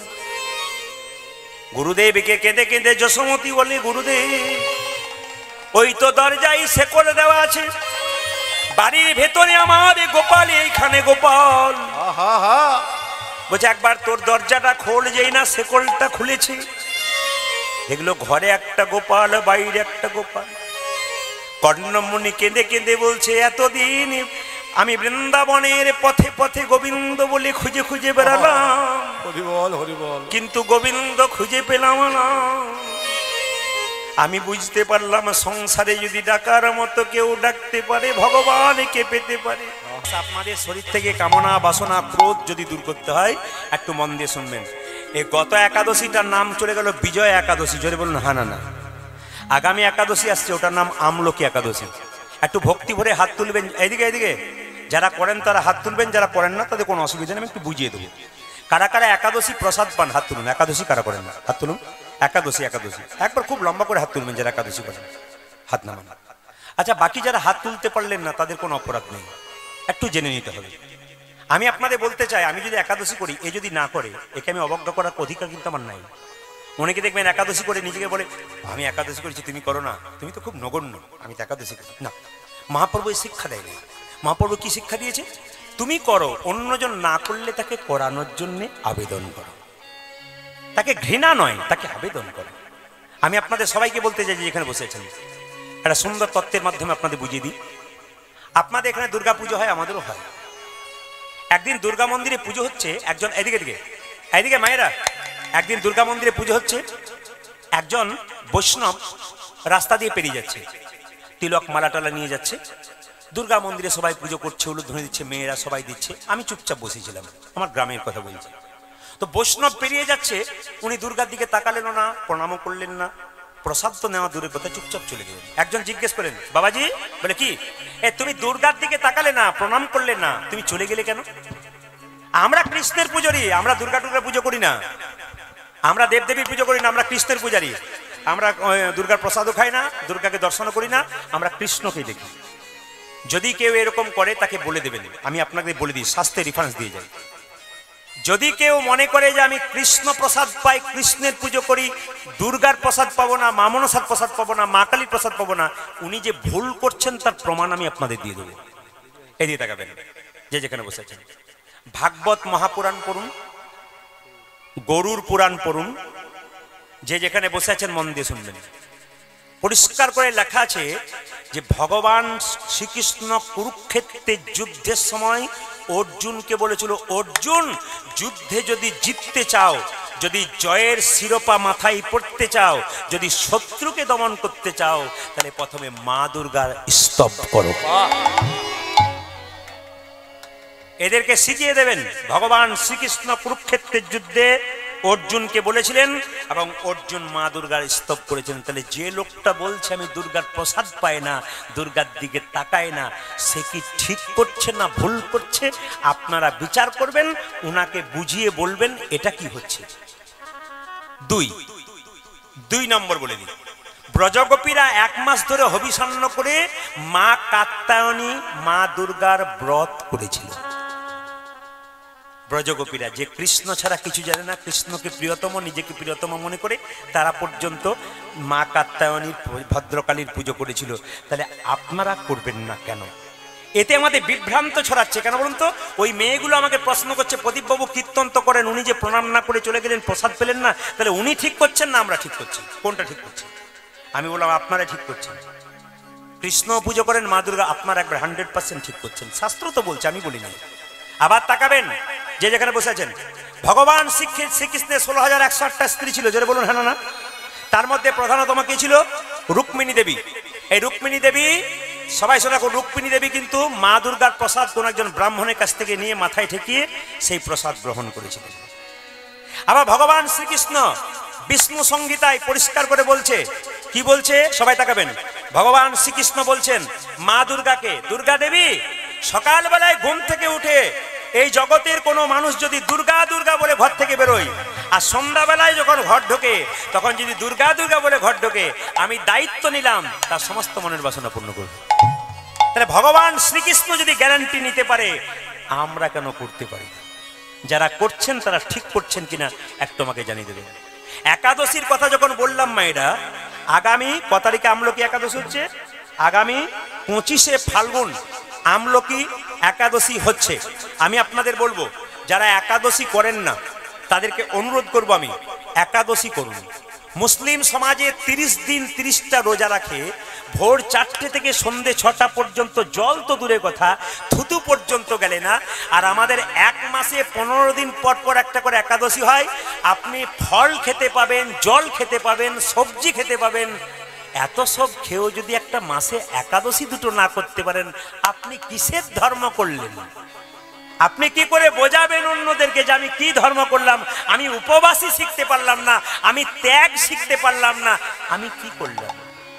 এই যে তীর্থস্থানে মহাকুম্ভে সবাই যাচ্ছে মায়েরা, জগন্নাথ যান, কুম্ভ মেলা যান, যে কোনো মেলা যান, তীর্থস্থানে গেলে আপনারা তো সবাই যান, একটা জিনিস ত্যাগ করে আসতে হয়, সবার জানা আছে? একটা ফল ত্যাগ করে আসতে হয়। আপনি ধরুন আপেল, কলা, লেবু তিনটে আপনার খুব প্রিয়, আপনি যে কোনো তীর্থস্থানে গেলে একবারের জন্য আপনাকে আপেল কিংবা কলা কিংবা লেবু যেটা খুব প্রিয় সেটা আপনি ত্যাগ করে এলেন। প্রভু আমি আজ থেকে আপেল খাবো না, সারা জীবন তোমার চরণে দিয়ে গেলাম। ত্যাগ ত্যাগ ত্যাগ, এগুলোকে ত্যাগ বলা হয়। শাস্ত্র পড়তে হয়, ত্যাগ স্বীকার করে আসতে হয়। আমরা কিছুই করি না। আমাদের ওখান থেকে একজন গিয়েছিল, বললাম তুমি গিয়েছিলে ফল ত্যাগ করেছো? বলে হ্যাঁ ফল ত্যাগ করেছি। বলে কোন ফল? বলে কাগজি। বলে কেন? খুব টক লাগে, খাই না, ওটা গোবিন্দকে দিই। বাহ, ভালো কথা, যেটা খাই না সেটা দিয়ে এলো আর কি। মানে আমরা খুব চালাক আর কি। যত চালাক দেখবেন সব আমাদের মধ্যে চালাকি আছে। মানে আমাদের তিনটে হাত আছে তো নাকি, ডান হাত, বাঁ হাত, একটা অজু হাত, এ আমাদের আছে। মায়েরা, বাবারা যারা আছেন তাদেরকে বলবো, আপনি আপনার ছেলের জন্য কোটি টাকা রেখে গেলেন, আপনার মেয়ের জন্য কোটি টাকা রেখে গেলেন, কিন্তু ছেলেটা বা মেয়েটা শেষ জীবনে কি হবে একথা চিন্তা করে রাখতে পারলেন? টাকাটা ঠিক রাখতে পারবে তো? যদি এইরকম করেন তাহলে রাখবে, আর যদি এইরকম তৈরি করেন তাহলে নিতাই গৌর হরি বল করবে, যা আছে সব পরিষ্কার হয়ে যাবে। এই জন্য মা বাবা মৃত্যুর আগে, টাকা পয়সা রাখার আগে চিন্তা করতে হবে, সম্পদ রাখার আগে ছেলেকে সম্পদ তৈরি করব যেন বৈষ্ণবের চরণে, ভক্তের চরণে একটু মতি। আর এই মতি তৈরি করতে গেলে আপনার ছেলে মেয়েকে কৃষ্ণ ভক্ত করতে হবে। মায়েরা সকালবেলায় ঘুম থেকে উঠে ছেলেকে বলবেন, কি বলবেন? আগে মন্দিরে প্রণাম করে আয়, মাকে প্রণাম, দাদুকে প্রণাম কর, ঠাকুমাকে প্রণাম কর, মা আমাকে প্রণাম কর, তোর বাবাকে প্রণাম কর। শুধু আমি নয়, এখন দেখবেন অনেকে দেখবেন বলে, বৌমারা সব বলে বাড়িতে, আপনারা কজন? আমরা দুজন, আমার ছেলে, মানে হাম দোনো হামারা এক, নাকি হাম দোনো হামারা এক। আবার গর্ব করে বলে শ্বশুর শাশুড়িও আমার সঙ্গে থাকে। বাবারে, ওর ঘরেই থাকছিস, তারপর বলে শ্বশুর শাশুড়ি আমার সঙ্গেই থাকে। কত গর্ব করে বলে বলুন তো, উনি কত বড় রানী, বলছে আমার সঙ্গেই থাকে। মানে উনি রেখেছেন আর কি, আমি যে ফলটা জন্ম দিলাম কষ্ট করে, আমার সঙ্গেই থাকে। রাধা রানী কি, শ্যাম সুন্দর কি, মদন মোহন কি, হরিবাসর কি, সাধুগুরু বৈষ্ণব কি, আগামী একাদশী করবেন কি? সবাই জয় বলেছে, তারপর বলে ভুল করে ফেলেছে, বলে রাখতে পারবো কি না। একাদশীতে মায়েরা পঞ্চশস্য খাবেন না। কি কি? চাল, গম, জব, সরিষা, ডাল। সর্ষের তেল মাখতে পাবেন না, এক। সর্ষের তেল খেতে পাবেন না, দুই। কি খেতে পাবেন? সাদা তেল। কি মাখবেন? নারকেল তেল। যে বিছানায় শুয়ে থাকেন সেই বিছানায় শোবেন না, আপনি আলাদা বিছানায় শুয়ে থাকবেন। কোন দিন? একাদশীর দিন। আগের দিন নিরামিষ, পরের দিন নিরামিষ। না না, অনেকে বলছে বাবারে নিরামিষের কথা বলছেন, ওইখানেই তো গন্ডগোল, বাজারে গেলেই তো মাথা খারাপ হয়ে যায়। আবার দেখবেন মাংসের দোকান খুলেছে, লিখে রেখেছে শ্রীকৃষ্ণ ব্রয়লার সেন্টার, আবার লেখে কাটা 230 আর গোটা 130। কি দিয়ে যায়? আবার জুতোর দোকান বাজারে করেছে, লিখেছে চৈতন্য শু হাউস। যে লিখেছে সেটারও চৈতন্য যায়, যে কিনছে তারও চৈতন্য নাই। কেন? প্যাকেটের ভেতরে জুতো ভরা আছে আর ওপরটাতে চৈতন্য লেখা আছে, আপনার দিব্যি হাতে করে আনছে, ওর লজ্জা নাই, যে লিখেছে তারও লজ্জা নাই। আবার দেখবেন, কিছু মনে করবেন না, ব্যবসা তো ওনার রয়েছে। আবার দেখবেন শ্রীকৃষ্ণ রাইস মিল, থাকে না? শ্রীকৃষ্ণ রাইস মিল, ভেতরে চাল ভরা আছে বস্তাতে, কিছু মনে করবেন না, ওপরে কৃষ্ণের ছবি আছে, নাই? জোরে বলুন। শ্রীকৃষ্ণ লেখা আছে, বস্তাতে চাল শেষ হয়ে গেল। যিনি শ্রীকৃষ্ণ রাইস মিল লিখেছে তার কোনো দোষ নাই, দোষটা কার? আমাদের। কি বলুন তো, শেষ হয়ে গেল, আর বাথরুমের দরজাতে দিয়ে দিলেন, বাথরুম থেকে বেরিয়ে শ্রীকৃষ্ণ রাইস মিল, না কি বলছেন? মানে আমরা কোথায় পৌঁছাচ্ছি আপনারা দেখুন। শ্রীকৃষ্ণকে না না, এই যে হাসি নয়, বিচার করবেন। আবার সবাই লক্ষ্য করুন যে যেখানে বসে আছেন। আমি যেখানে গান গাইতে গিয়েছিলাম কিছুদিন আগে মালদাতে, তো সেখানে এক ভদ্রলোকের বাড়ি, প্রদীপ বাবু আমার বাড়ি দেখছেন? বললাম খুব ভালো বাড়ি। তো দেখতে পেলাম কি জানেন, ওপরে দরজা ঢুকতে দুটো রাধাকৃষ্ণের ছবি রেখেছে, মূর্তি, খুব সুন্দর মূর্তি রেখেছে রাধাকৃষ্ণ। তো আমি বললাম দাদা দারুণ হয়েছে, দারুণ হয়েছে কিন্তু। বলছি দারুণ হয়েছে? বলে হ্যাঁ। আচ্ছা আমার একটা জিজ্ঞেস করা ছিল। বলে কি? যখন বর্ষা আসে, বড় বড় পাথর পড়ে, শিলাবৃষ্টি হয়, ঝড় বাদল কাদা ধুলো হয়, আপনি কোথায় থাকেন? বলছে ঘরের ভেতরে। রাধাকৃষ্ণ কোথায় থাকে? বলে দরজার উপরে। যত পাথর সব রাধাকৃষ্ণ থাক, আর তুই বেটা ঘরের ভেতরে ঢুকে থাক। মানে আমরা কত দায়িত্ববান দেখুন, ভগবানকে বাইরে রেখেছি, উনি পাথর খাক, ধুলো খাক, বালি খাক, আমরা ভেতরে দরজা বন্ধ করে ঢুকে থাকি। মানে কত আমাদের শিক্ষা, আমরা এইটাতে অবাক হয়ে যাচ্ছি। এগুলোকে আগে ঠিক করুন। কোনদিন দরজার সামনে রাধাকৃষ্ণ নাম লিখতে পারেন, গৌরহরি নাম লিখতে পারেন, সুস্বাগতম লিখতে পারেন, ওয়েলকাম লিখতে পারেন, কিন্তু আপনি এমন মূর্তি কিছু দেবেন না যাতে পাথর ধুলোবালি রাধাকৃষ্ণের ছড়িয়ে লাগে। এক প্যাকেট ধূপের প্যাকেট কিনেছেন, তার মধ্যে রাধাকৃষ্ণের ছবি, প্যাকেটটা শেষ হলো, প্যাকেট রাস্তায় গড়াচ্ছে, কতজন পা দিয়ে চলে যাচ্ছে, কিংবা প্যাকেট যত্ন করতে শিখুন। ওগুলোকে যত্ন করুন, যে কৃষ্ণের ছবি আছে ওটাকে যত্ন করে রাখবো, জলাশয় করে দেবো, তবু রাস্তাতে এই চেতনা যদি থাকে তবে আপনার ঠিক হলো, নইলে আপনি গোটাটাই জিরো ব্যালেন্স করছেন। ও মায়েরা, আমলকি একাদশী পালন করুন আগামী 25শে ফাল্গুন। বারবার আপনাদের বলবো, এই একাদশীর দিনে আপনাদের মাথায় রাখতে হবে, সকালবেলায় ঘুম থেকে উঠে স্নান করে একটু গীতা পাঠ করুন, ভগবান শ্রীকৃষ্ণের নাম করুন। আরে বাবা, আপনি সাবু খেতে পারেন, কোথাও কোথাও খাই, কোথাও কোথাও খাই না। আপনি শ্যামা চালের পায়েস খেতে পারেন, আপনি একটা সবজি খেতে পারেন, সন্দক লবণ, এই লবণ পাবেন না, সন্দক লবণ খেতে পারেন, আপনি দুধ খেতে পারেন। এত কিছু খেয়েও মানে ভাতটা, মুড়িটা, রুটিটা বাদ দিয়ে দিলেন, বাকি সব খেলেন। সব দিন নিজের পেটের জন্য দিলেন, গোবিন্দের জন্য একদিন কিছু দিন। আমি বারবার করবো, এতে কি হবে? আপনার সংসারের মঙ্গল হবে। আপনি একদিন বিপদে পড়ে ভগবানকে ডাকবেন, ভগবান বলবে কোনো ডাকার দরকার নেই, আমার জন্য কিছু কর, তোকে ডাকতে হবে না, আমি নিজে গিয়ে তোর কাছে দাঁড়াবো। আপনি একাদশী করুন, ভগবানের একাদশী কেউ যদি না করে, আপনি একাই দোষী, আপনি একাই দোষী। তবে একাদশীর আগের দিনে মায়েদেরকে ব্রাশ করে নিতে হবে, জিভ ঝুলে দিতে হবে, বাবাদেরকে সবাইকে। কেন বলুন তো? না, যদি একাদশীর দিনে জিভ ঝুলতে গিয়ে জিভটা কেটে যায়, দাঁতে ব্রাশ দিয়ে দেন আপনারা, তার মধ্যে পেস্ট আর লবণ থাকে, ওই লবণযুক্ত পেস্ট কিন্তু চলবে না। সকালবেলায় ঘুম থেকে গরম জলে মুখটাকে পরিষ্কার করে ধুয়ে আপনি গোপীনাথের ভজন করুন, কৃষ্ণের নাম করুন। একাদশী মানে এই নয় যে আমি না খেয়ে রইলাম, তা নয়।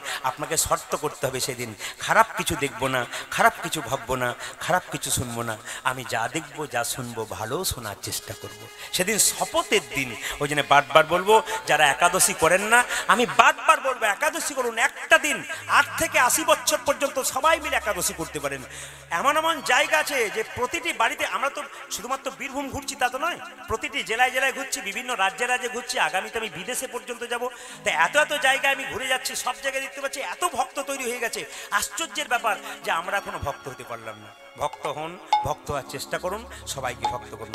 সবাই মিলে হাত তুলুন। রাধা রানী কি, শ্যাম সুন্দর কি, মদন মোহন কি, ভগবান শ্রীকৃষ্ণকে মা যশোদা সাজাচ্ছে, গোপাল তোকে সাজিয়ে দি, নন্দরানী কৌতূহলে আমার গোপাল এলো ইয়া কোলে। গোপাল কি সাজাই রে, এই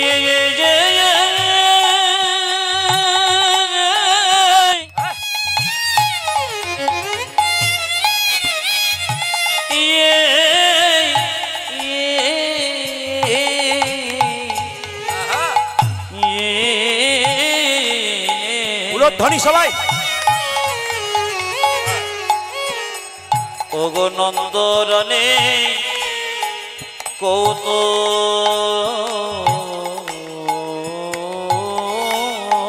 কৌতূহলে বল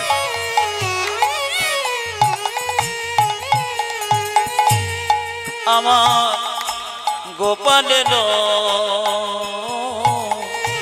লয়ে যাবে। কীর্তন শুনতে শুনতে জীবন বাবুকে আশীর্বাদ করুন, জীবন বাবুর পরিবারকে আশীর্বাদ করুন। কেন বলুন তো? অক্লান্ত পরিশ্রম করে এত সুন্দর হরিবাসক তৈরি করেছেন এবং উনি ওনার স্ত্রীর নামে লজও করেছেন। খুব ভালো লাগছে যে এত সুন্দর করেছেন। দুটি কন্যা, হয়তো আমি আর কেউ আছে জানি না, দুটি কন্যা না? হ্যাঁ, খুব ভালো কথা। তো উনি এত কষ্ট করে করেছেন আপনাদের সেবার জন্য, আপনারা আশীর্বাদ করুন যেন প্রতি বছর উনি করতে পারেন আপনাদের ভক্ত সেবা, প্রতি বছর মায়ের পুজো করতে পারে এবং মায়ের আশীর্বাদ যেন ওনাদের পরিবারের প্রতি থাকে। সবার জন্য আপনাদের আশীর্বাদ করুন। উলুধ্বনি দিন। নন্দরানী কৌতূহলে আমার গোপাল এলো ইয়া কোলে। উলুধ্বনি মায়ের। নন্দরানী কৌতূহলে গোপালের লয়ে যা কোলে। সাজায় রানী আপন গোপাল কি সদম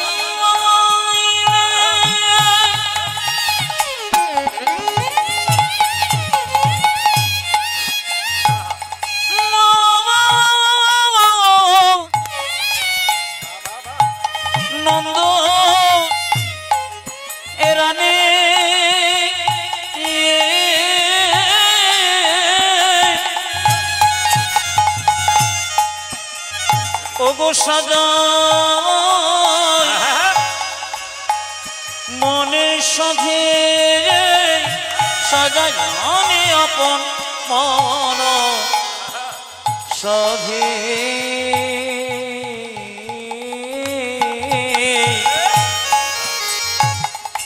সাজাই রানী আপন মন সাধে সাজায়ে দেয় মা গোপাল কি সাজাই দেয় মা ও যে সাজায়ে দেয় মা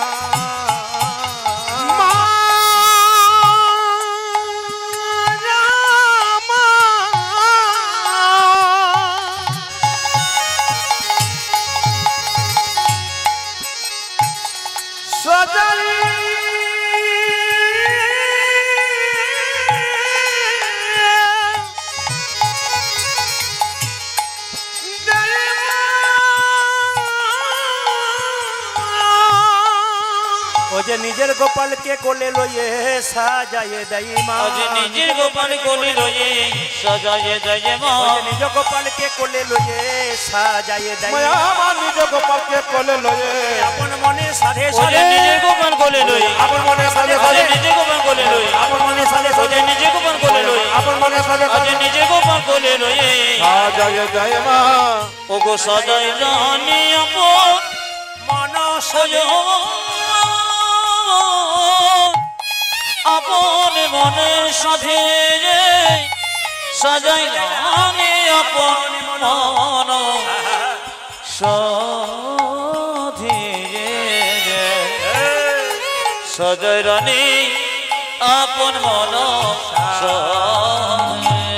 মা মা তো গোপালকে সাজালো গোষ্ঠে যাবে সবাই মিলে একটু হাত তুলুন কৃষ্ণ কেশব সবাই মিলে ভক্তি করে হাত তুলুন সবাই একসঙ্গে দাঁড়িয়ে দেবেন একসঙ্গে সবাই মিলে একসঙ্গে কৃষ্ণ কেশব কে সব এখন কেউ পয়সা দিতে আসবেন না বারবার অনুরোধ রাখলাম আপনাদের কাছে কীর্তন চলাকালীন কেউ টাকা দিতে আসবেন না কীর্তন ডিস্টার্ব হয় একে সংক্ষিপ্ত সময় তারপর টাকা দেওয়ার কোনো দরকার নেই আপনার শেষে দেবেন কিন্তু এখন নয় সবাই মিলে হাত তুলুন সবাই মিলে কৃষ্ণ কেশব কে সব আনন্দে তালি দেবেন কিন্তু কৃষ্ণ মাধব মাধব নামে ডুবে থাকুন সুধা মাখা এই নাম হরি নাম মধু মাখা এই নাম নাম নাম উলধ্বনি আজ কৃষ্ণ কেশব কৃষ্ণ মাধব সুধমগ যেন হরিণ মধুমগ এই কৃষ্ণ কেশব কৃষ্ণ কেশব সুধা মাখা এই নাম হরি নাম মধু মাখা এই নাম নাম উলধ্বনি কৃষ্ণ কেশব কৃষ্ণ মাধব সুধা মাখা এই নাম হরিনাম মধু মাখা এই নাম এই নাম জপ ভোলো আপনারি এই নাম জপ ভোলো আপনারে এই নাম জপ ভোলো আপনারি ভোরে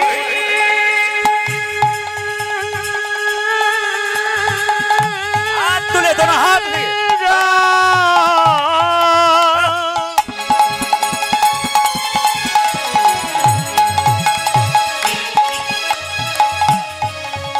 কে তুমি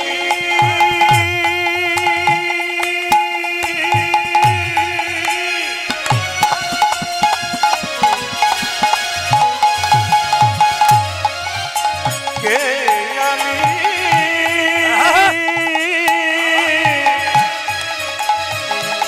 বলো বলো রে মধুর নাম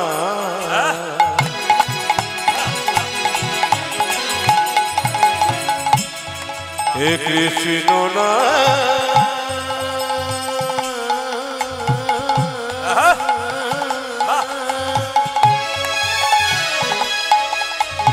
এই সুধা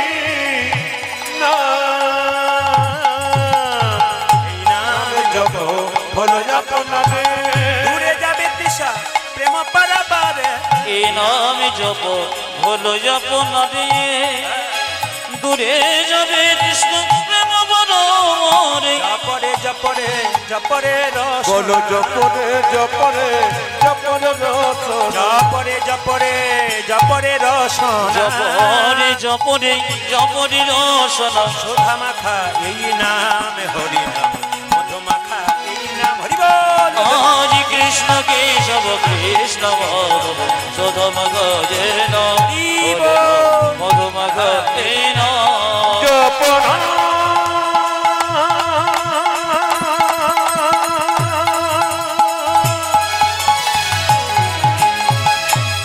কৃষ্ণ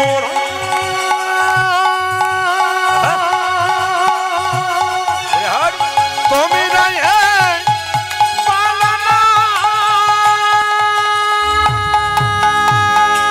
রাধা রানী কি জোরে বলবেন জয় বলছেন না ভয় বলছেন বুঝতে পারছি না রাধা রানী কি বাহ একটু জোরে শ্যাম সুন্দর কি মদন মোহন কি হরিবাসর কি খিদে পেয়েছে কি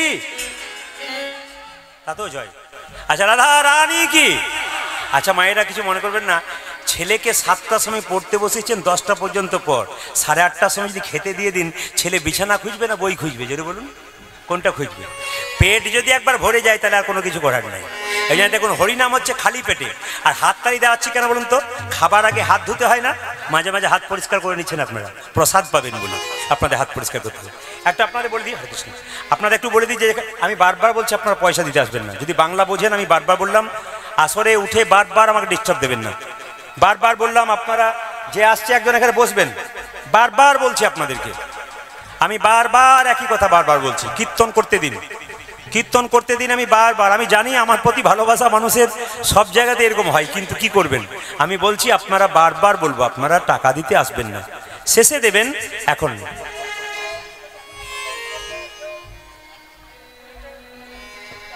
জয় নেতাই একবার জোরে উলু ধরে দিন জোরে নেতাই গৌর হরি হরি হরি আচ্ছা বেশ বেশ বেশ আচ্ছা মায়েরা কালকে তাহলে শ্মশানকালী মায়ের পুজো হলো জোরে বলুন হ্যাঁ না আচ্ছা শ্রীকৃষ্ণের দোলযাত্রা কবে বললাম 29 তারিখে আর ক তারিখে বললাম ওই পয়লা চৈত্র হচ্ছে পয়লা চৈত্র পঞ্চম দোল মায়েরা পয়লা চৈত্র পঞ্চম দোল ওই দিনটাকে মানবেন কেন যে উৎসবের পেছনে যাত্রা লেখা আছে সেই সময় ভগবান মন্দিরে থাকে না দেখুন দোল যাত্রা ভগবান মন্দিরে থাকে জোরে বলুন বেরিয়ে আসে হোলি খেলার জন্য আচ্ছা রথযাত্রা জগন্নাথ মন্দিরে থাকে জোরে বলুন বেরিয়ে আসে ঝুলন যাত্রা ভগবান মন্দিরে থাকে বেরিয়ে আসে রাস যাত্রা ভগবান মন্দিরে থাকে বেরিয়ে আসে এই জন্য পঞ্চম দোল যাত্রা যে আছে আপনাদের কাছে নিবেদন রইল আপনারা সেই দিনটা কিন্তু আপনারা একটু মানিয়ে চলবেন সেই দিনটা আপনারা নিরামিষ খাবেন বারবার বললাম তবে বলে রাখি যে এখানে বসে আছেন মা কালী পুজো উপলক্ষে তো কীর্তন আপনারা একটু বলবেন আমাকে হ্যাঁ হ্যাঁ বলবেন কালকে কালী পুজো হয়ে গেল আপনারা কালী দেখেছেন আচ্ছা বলবেন কালীর কটা হাত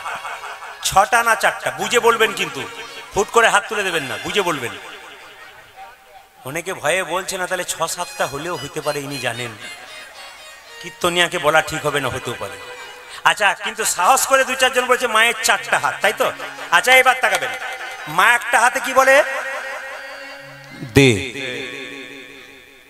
দেবো আর যদি কামনার বসে ছুটে আসবি না কে ঝুলছে দেখছিস তোকেও কিন্তু ঝুলিয়ে ছেড়ে দেবো হ্যাঁ তত্ত্বগুলো শুনবেন ভালো করে মা কালী পুজো করছেন আপনারা তত্ত্বগুলো শুনবেন যেহেতু কালী পুজো উপলক্ষে গান একটা একটা করে তত্ত্ব শুনবেন ভারী মজার জিনিস আছে কিন্তু মা যে পুজো হচ্ছে না এর প্রত্যেকটা বিশেষত্ব আছে একবারে মন দিয়ে শুনবেন আস্তে আস্তে বাবা হ্যাঁ গন্ডগোল নয় মোবাইল বন্ধ করুন কীর্তন শুনুন আপনার লাভ আছে বাচ্চাকে একটু মন দিয়ে বসান এইদিকে দিকে হ্যাঁ আপনি এখন থেকে বাচ্চাকে শোনাবেন না তা আপনার যখন আর 10 বছর পর বয়স হয়ে যাবে না তখন বুঝবেন আমি ঠিক ঠিক তৈরি করতে পেরেছি কিন্তু আর এখন যদি হেসে উড়িয়ে দিন যে না আমার ছেলে এরকমই হচ্ছে কোনো অসুবিধা নেই সেদিন কিন্তু ঠকবেন এখন থেকে সাবধান হন যখন আপনি মা হয়েছেন যখন আপনি বাবা হয়েছেন আপনার চলা আপনার বলা বাচ্চা কিন্তু লক্ষ্য করে এই দিকে দেখেন লক্ষ্য করে আচ্ছা এইদিকে এইদিকে এখানে একটা বাচ্চা বসে এইদিকে এইদিকে আরে মাসি মানবে না আচ্ছা এখানে একটা বাচ্চা বসে আছে ওখানে একটা বাচ্চা বসে আছে ওখানে একটা বাচ্চা বসে আছে দেখুন বাচ্চারা কত এক্সপার্ট দেখুন এখানে একটা বাচ্চা বসে আছে এখানে কতগুলো বাচ্চা আছে আচ্ছা আপনারা কেউ বলবেন না বাচ্চাগুলো বলবে জোরে বলবি আচ্ছা বিয়ের সময় মেয়েদের চোখে কি ঢাকা দেওয়া হয় রে জোরে বল। হায় দেখুন পান বলেছে, বা কেউ কই দেখি দেখি দেখি বল কি ঢাকা দেওয়া হয়? দেখেছেন কেমন কেমন কেমন পার্টি আছে, বুঝতে পারছেন তো? এটা আপনাদের এখানে দূরে দূরে রয়েছে, আমি যেখানে যাই বাচ্চারা সামনে থেকে কি ঢাকা দেওয়া হয়? পান। বাবারে কি! আচ্ছা মায়েরা বলুন তো, বলে দিই পান ঢাকা কেন দেওয়া হয় বিয়ের সময়? অত যদি জানবো তোমাকে কেন ডাকবো? পান ঢাকা দেওয়া হয়, এই বিয়ের বিশেষ বিশেষত্ব আছে। আজকে কীর্তনের সময়টা কম বলে বিয়ের বিশেষত্ব আছে। দেখুন হাতের ওপর হাত রাখা হয় না, হস্তবন্ধন করা হয় কেন? কারো জানা আছে? আর বলবেন না, সেদিন উপবাসে ছিলাম, হাতে বেঁধে দিয়েছিল, বলে দিয়েছি যা বলা তারপর যা হয়েছে হয়েছে। এই দেখেন হস্তবন্ধন যখন করা হয় তখন তার মানে কি? তোমার হাত আমি ধরলাম, আমার হাত তুমি ধরলে, যতই জীবনে ঝড়ঝঞ্ঝা হোক, যতই বিপদ হোক, আমি তোমাকে ছেড়ে দেবো না, তুমি আমাকে ছেড়ে দেবে না।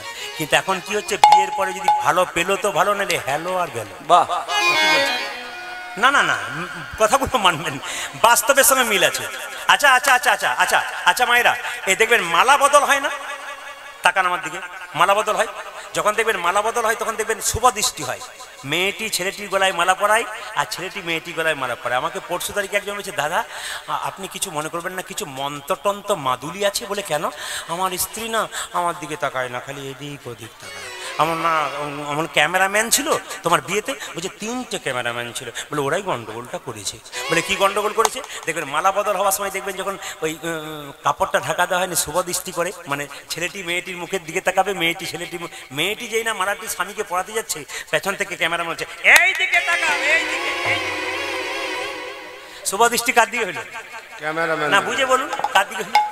হ্যাঁ আর তাকায় না না, অতীব বাস্তব কথা।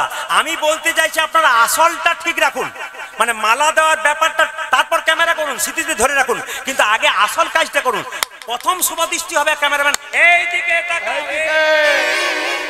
এই দেখুন কি করবেন, উপায় নাই, ওরা লজ্জায় এদের বলি না, এরা তো কীর্তনে করছে। আচ্ছা আচ্ছা আচ্ছা মায়েরা, এই যে মালাটা দেখতে পাচ্ছেন, মালাতে সাদা লাল ফুল আছে না? জোরে বলুন হ্যাঁ না? রজনীগন্ধার ফুল থাকে মালা যখন দেয়, এর মানে কি তত্ত্ব আছে, কিন্তু যত কীর্তন শুনবেন তত শিখবেন। কি? সাদা ফুল মানে শান্তির প্রতীক। সাদা ফুলের মালা পরাচ্ছে মানে কি? তোমার আমার মধ্যে যেন শান্তি বিরাজ থাকে। এখন আর শান্তি রয়েছে? শান্তি আছে? শান্তি আছে না। আচ্ছা, আর সাদা ফুলটা কি বলছে? শান্তির প্রতি। লাল ফুলটা কি বলছে? আমাদের জীবনটাকে আমরা রঙিন করে তুলবো আনন্দে, কিন্তু রঙিন আর হচ্ছে না। 2, এবার দেখুন এই স্বামীর এতগুলো ফুলের মালা ফুল আর স্ত্রীর এতগুলো ফুলের মালা নিয়ে কি বলতে চাইছে জানতে হবে। স্বামীকে যখন মালাটা পরাচ্ছেন তখন কি বলছে? আমার এই ফুলের মালাতে এতগুলো ফুল রয়েছে, তোমার মালাতে এত ফুল রয়েছে, তার মানে কি? তোমার আত্মীয় স্বজনকে আমি আপন করে নেবো, আমার আত্মীয় স্বজনকে তুমি আপন করে নেবে। করেন আপনারা? করেন? বাবারে, বাবার ঘরের কেউ এলে বাবারে আমার বাবা এসেছি, করবেন করবেন করবেন, অসুবিধা নেই, কিন্তু আসল যায় সবটাকে সমান করবেন তাহলে ঠিক আছে। ওজনদারিতে একটা কম বেশি করবেন না, তাহলে গন্ডগোল আছে, তাহলে আপনার হিসাব ঠিক রইল না। সবাইকে সমান তাহলে ঠিক আছে। যদি তাহলে আপনার ছেলে মেয়ে যখন বড় হবে তখন ওরাও ঠকাবে। আপনি যদি কাউকে ঠকান, আপনার ছেলে মেয়ে যখন বড় হবে আপনি ঠকবেন। ছেলের কোনো জ্ঞান নাই বলে তোমার জ্ঞান ছিল? তোমার জ্ঞান ছিল না বলে ছেলে জ্ঞান হয় নাই। ও তো ছেলে দেখছে মা আমার কি করছে, বাবা আমার কি করছে, বাবা মা যেমন করবে আচরণ ছেলে সেরকম বয়সে করবে। আপনি কাউকে ঠকাচ্ছেন, তৈরি হয়ে থাকবেন, আপনিও ঠকবেন, পাক্কা কথা। হিসাবের বাইরে নেই। মা বলছে, মা দুর্গা বলছে দে কি? ভক্তি দে। কি দেব? আশীর্বাদ দেব। এই দিকে তাকান, অভয় অভয়। আর মায়েরা, মা কালীর হাতে যে মূর্তিটা রয়েছে ওটা হচ্ছে সুম্য নিসুম্য নামে দুজন ওষুধ ছিল। মেয়েদেরকে মা জ্ঞান করতো না। একবার মা দুর্গার উপরে কামনা বসে ঝাঁপিয়ে পড়েছিল। মা দুর্গা তার তৃতীয় নয়ন থেকে করাল বদনী উলাঙ্গিনী মা কালীর সৃষ্টি করেছেন। আর সেই মা কালীর জন্ম নিয়ে খड्गধারিণী উলাঙ্গিনী প্রথমে সুম্য নিসুম্বের মধ্যে নিসুম্ব খুব অত্যাচারী ছিল, নিসুম্বের মস্তক ছেদন করলেন আর সেই নিসুম্বের রক্তটা মুখে নিলেন। সেই রক্ত মাটিতে পড়তে দিলেন না। কেন? অসুরের রক্ত যত মাটিতে পড়বে তত অসুর সৃষ্টি হবে। সেই রক্ত শ্রীগাল ধীরে ধীরে সেই রক্ত তাকে শ্রীগালকে দিলেন। তাকাবেন মায়েরা, এইবার আপনাদেরকে বলে রাখি, জিভটা দাঁত দিয়ে চাপলো কেন? আস্তে, জিভটা দাঁত দিয়ে চাপলো কেন? দেখছেন তো জি, আপনার সব বলেন ওই যে শিবের বুকে পা দিয়েছে তাই জিভটা, না না ওটা একটা কথা, কিন্তু আসল তত্ত্ব কি? একটা বাইরের কথা, একটা ভেতরের কথা। ভেতরের কথা কি? জিভটা কেটেছে কেন? দাঁত দিয়ে চেপেছে কেন? জিভ হচ্ছে লালসার প্রতীক। আমার একটা বাড়ি হলো আরেকটা চাই, আমার একটা গাড়ি হলো, একটা চাই।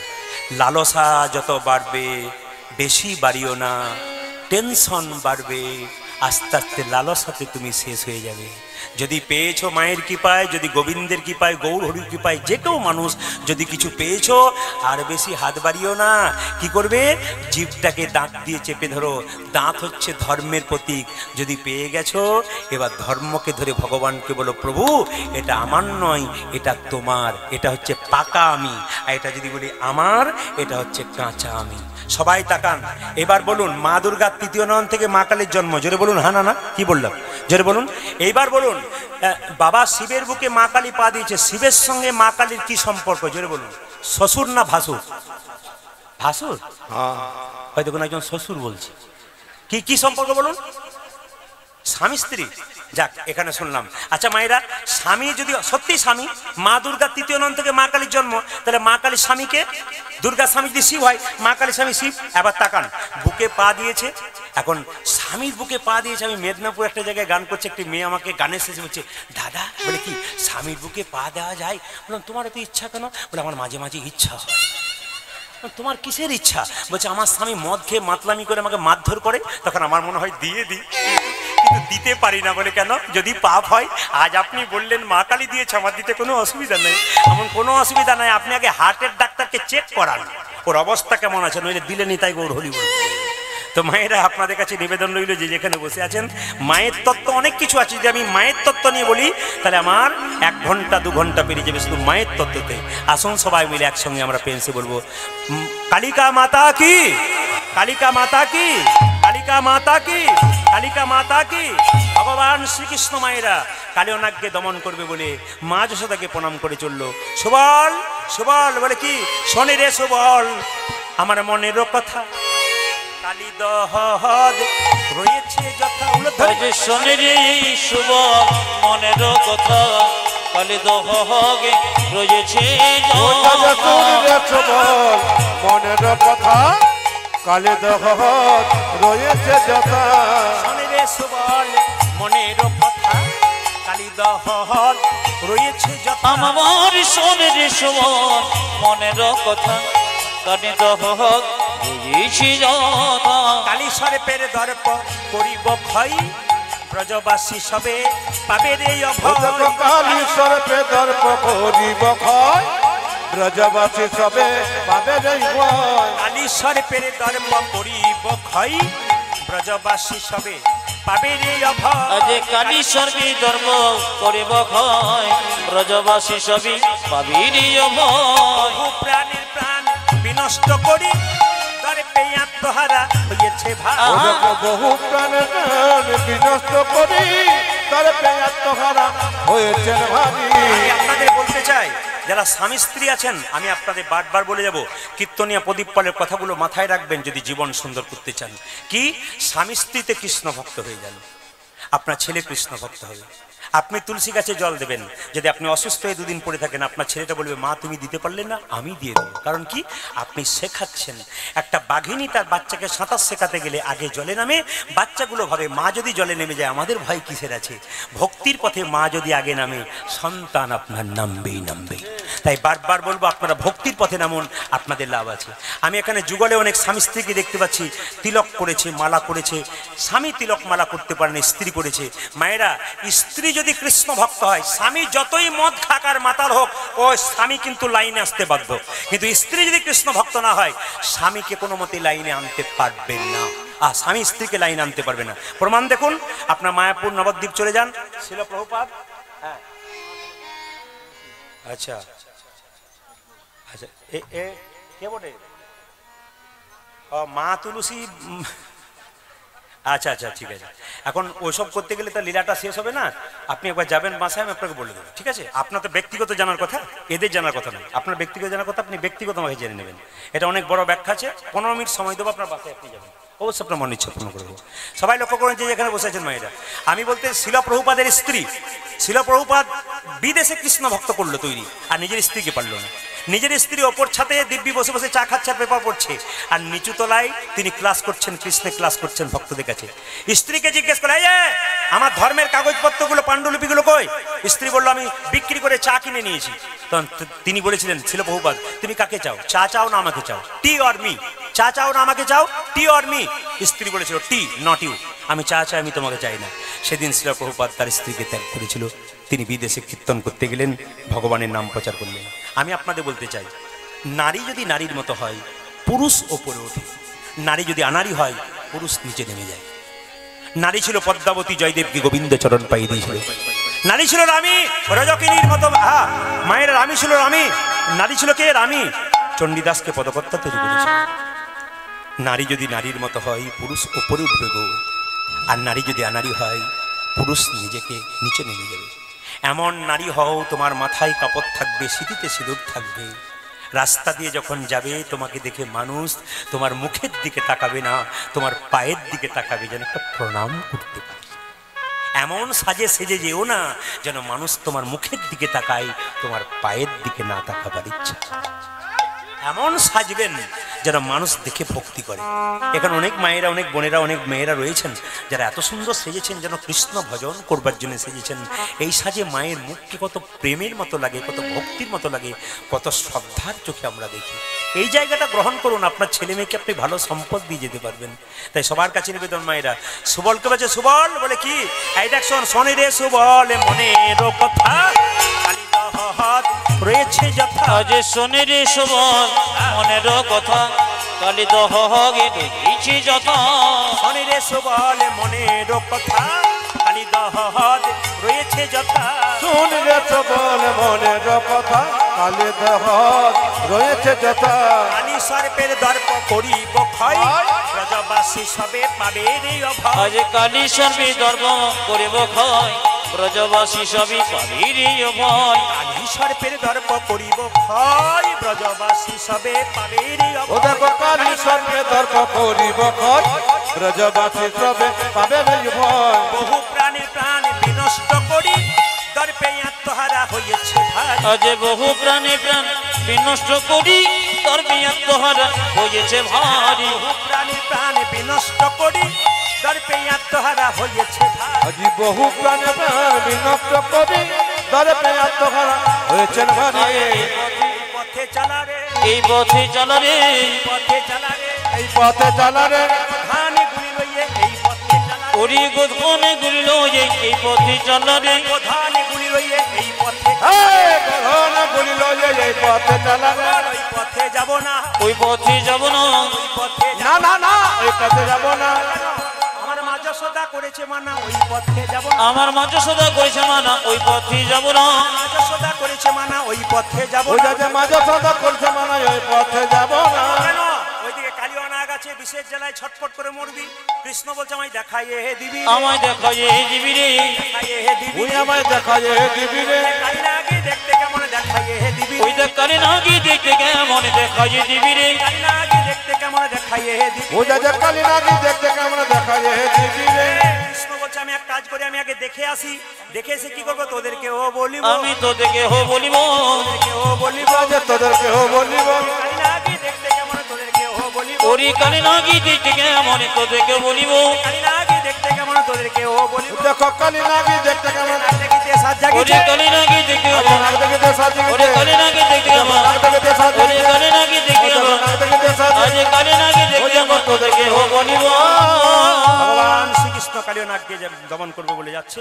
আপনারা সবাই মিলে হাত তুলে একটু এই গানটা গাইবেন, কাভি রাম মানে কি, সবাই হাত তুলুন একসঙ্গে, হাত তুলুন ভক্তি ভরে, সুন্দর করে প্রসাদ পকড়াই হাত তুলবেন।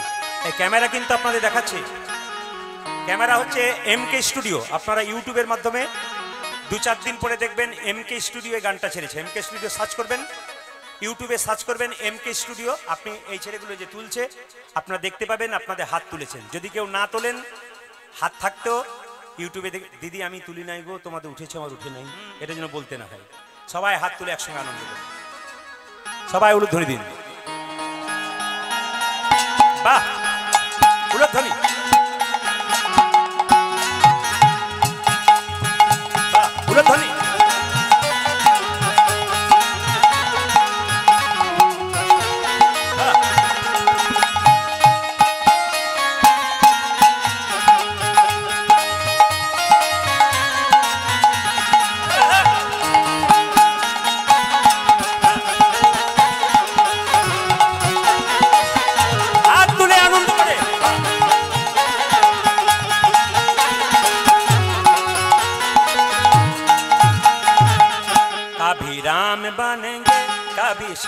बनेंगे चली आना प्रभु जी चली आना। ताली वो दिए। कभी राम बनेगी कभी शाम बनेगी चले आना प्रभु जी चले आना। कभी राम बनेंगे कभी शाम बनेंगे चली आना प्रभु जी चली आना।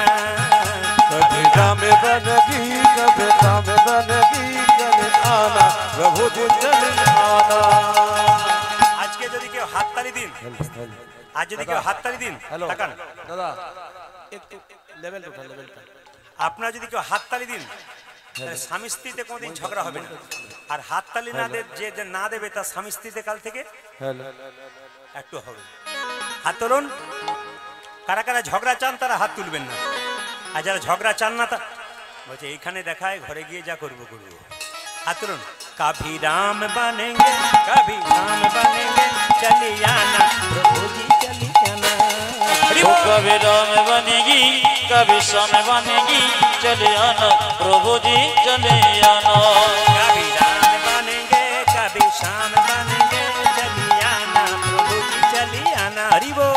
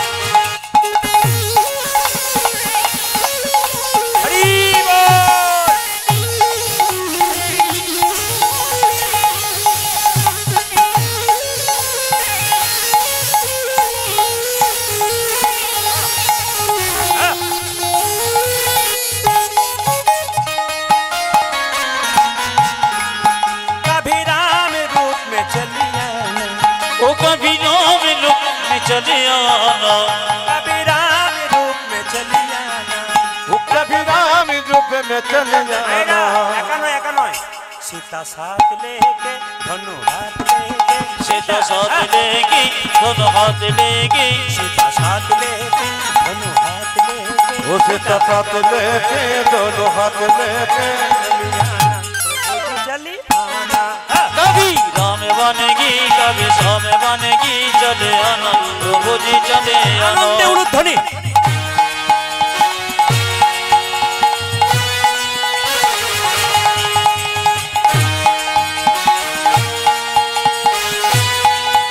आनंदे हाथ ताली दिए आनंदे।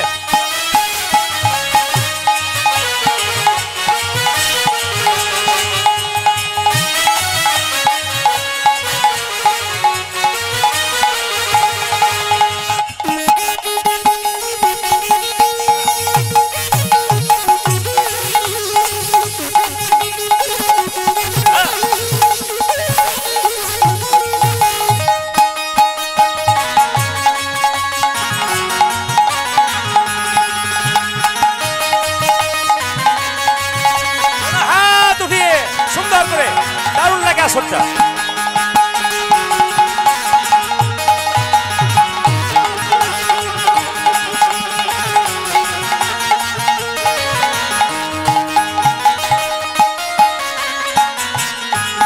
कभी शाम रूप में चली आना वो कभी शाम रूप में चले आना कभी शाम रूप में चली आना। वो कभी शाम रूप में चले आना। राधा साथ लेके मुरली हाथ लेके রাধা সাথ লেगी মুরলি হাত লেगी। আপনাদের তালি একসঙ্গে হবে। এই সুন্দর তালি আপনাদের আসরটার নাম দিয়ে গেলাম আস্থা চ্যানেল। এখানে জীবনে আস্থা পাওয়া যায়। আমি আয়াস বলে একটা জায়গাতে এসেছিলাম, আমার খুব মনে আছে। দুনিক গ্রাম এসেছিলাম, আমার খুব মনে আছে। ওখানে প্রচুর ভক্ত হয়েছিল, অনেকে দেখতে পাইনি। আজ আপনারা এসছেন, সেবা পাবেন, প্রসাদ পাবেন, কীর্তন শুনবেন। একসঙ্গে হাত তালি। মায়েরা রাধা সাথ লেকে মুরলি হাত লেকে वो राधा हाथ लेके मुरली हाथ लेके দাঁড়াও দাঁড়াও, এদের বাইনা বন্ধ করলাম, তালি চালান। রাধা সাথ লেকে মুরলি হাত লেকে রাধা সাথ লেকে মুরলি হাত লেকে রাধা সাথ লেকে উলধ্বনি রাধা সাথ লেকে মুরলি হাত লেকে রাধা সাথ লেকে মুরলি হাত লেকে রাধা। তবে তবে যেভাবে এঁটে সেটে বসছেন আমি আজকে সিদ্ধান্ত নিলাম 3টে পর্যন্ত গাইব। রাজি আছেন? 3টে মানে আসতে 3টে মানে আমি ভোর 3টে বলি না, 3 ঘন্টার কথা বলেছি। ও 3 ঘন্টা কখন পেরিয়ে গেছে তবু আপনারা বসে আছেন, খিদে পাই নাই? আচ্ছা আচ্ছা, খাবেন না? আর যিনি আয়োজন করেছেন তার কি অবস্থা হবে? আচ্ছা সবাই সবাই মিলিয়ে মিশিয়ে নেবেন, সবাই মিলিয়ে মিশিয়ে নেবেন। হ্যাঁ, সবাই প্রসাদ পেয়ে যাবেন কিন্তু আনন্দ করে। আচ্ছা প্রতিদিন তো একটা সময় খাচ্ছেন, দুটো সময় খাচ্ছেন, আজকে একটু বেলাতেই খান। আচ্ছা ঠিক আছে, আমরাও খাবো না, অসুবিধা নেই। হাত তুলুন, শুন রাধা সাত বাজাও, রাধা সাত লেকে মুরলি হাত লেকে, রাধা সাথ লেকি মুরলি হাত লেকি, রাধা সাত লেকে মুরলি হাত লেকে, ओ राधा साथ लेके मुरली हाथ लेके प्रभु जी चले आना। हरि बोल। कभी राम बनेगी कभी श्याम बनेगी, चले आना प्रभु जी चले आना।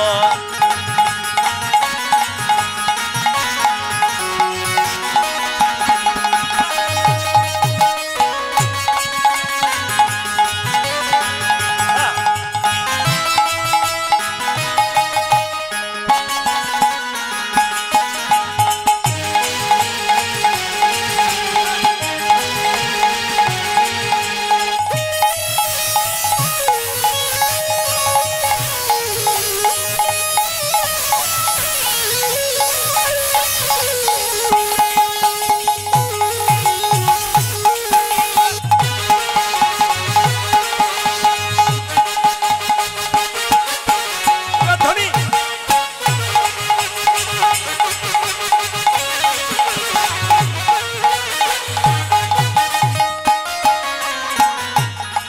कभी शिव रूप में चले आना, ओ कभी शिव रूप में चले आना, कभी शिव रूप में चले आना। वो कभी शिव रूप में चले आना। একা শিব এলে হবে না, কাকে নিয়ে আসতে হবে? গৌরী সাথ লেকে, গৌরী সাথ লেকে ডমরু হাত লেকে, गौरी साथ लेगी डमरू हाथ लेगी, गौरी साथ लेके डमरू हाथ लेके, गौरी साथ लेके डमरू हाथ लेके चली आना प्रभु जी चली आना। हरि बोल। कभी राम बनेगी कभी श्याम बनेगी, चले आना प्रभु जी चले आना। हरि बोल। कभी राम बन के कभी श्याम बन के चल आना प्रभु जी चली आना। कभी राम बनेगी कभी श्याम बनेगी, चले आना प्रभु जी चले आना। चल आना प्रभु जी चली आना।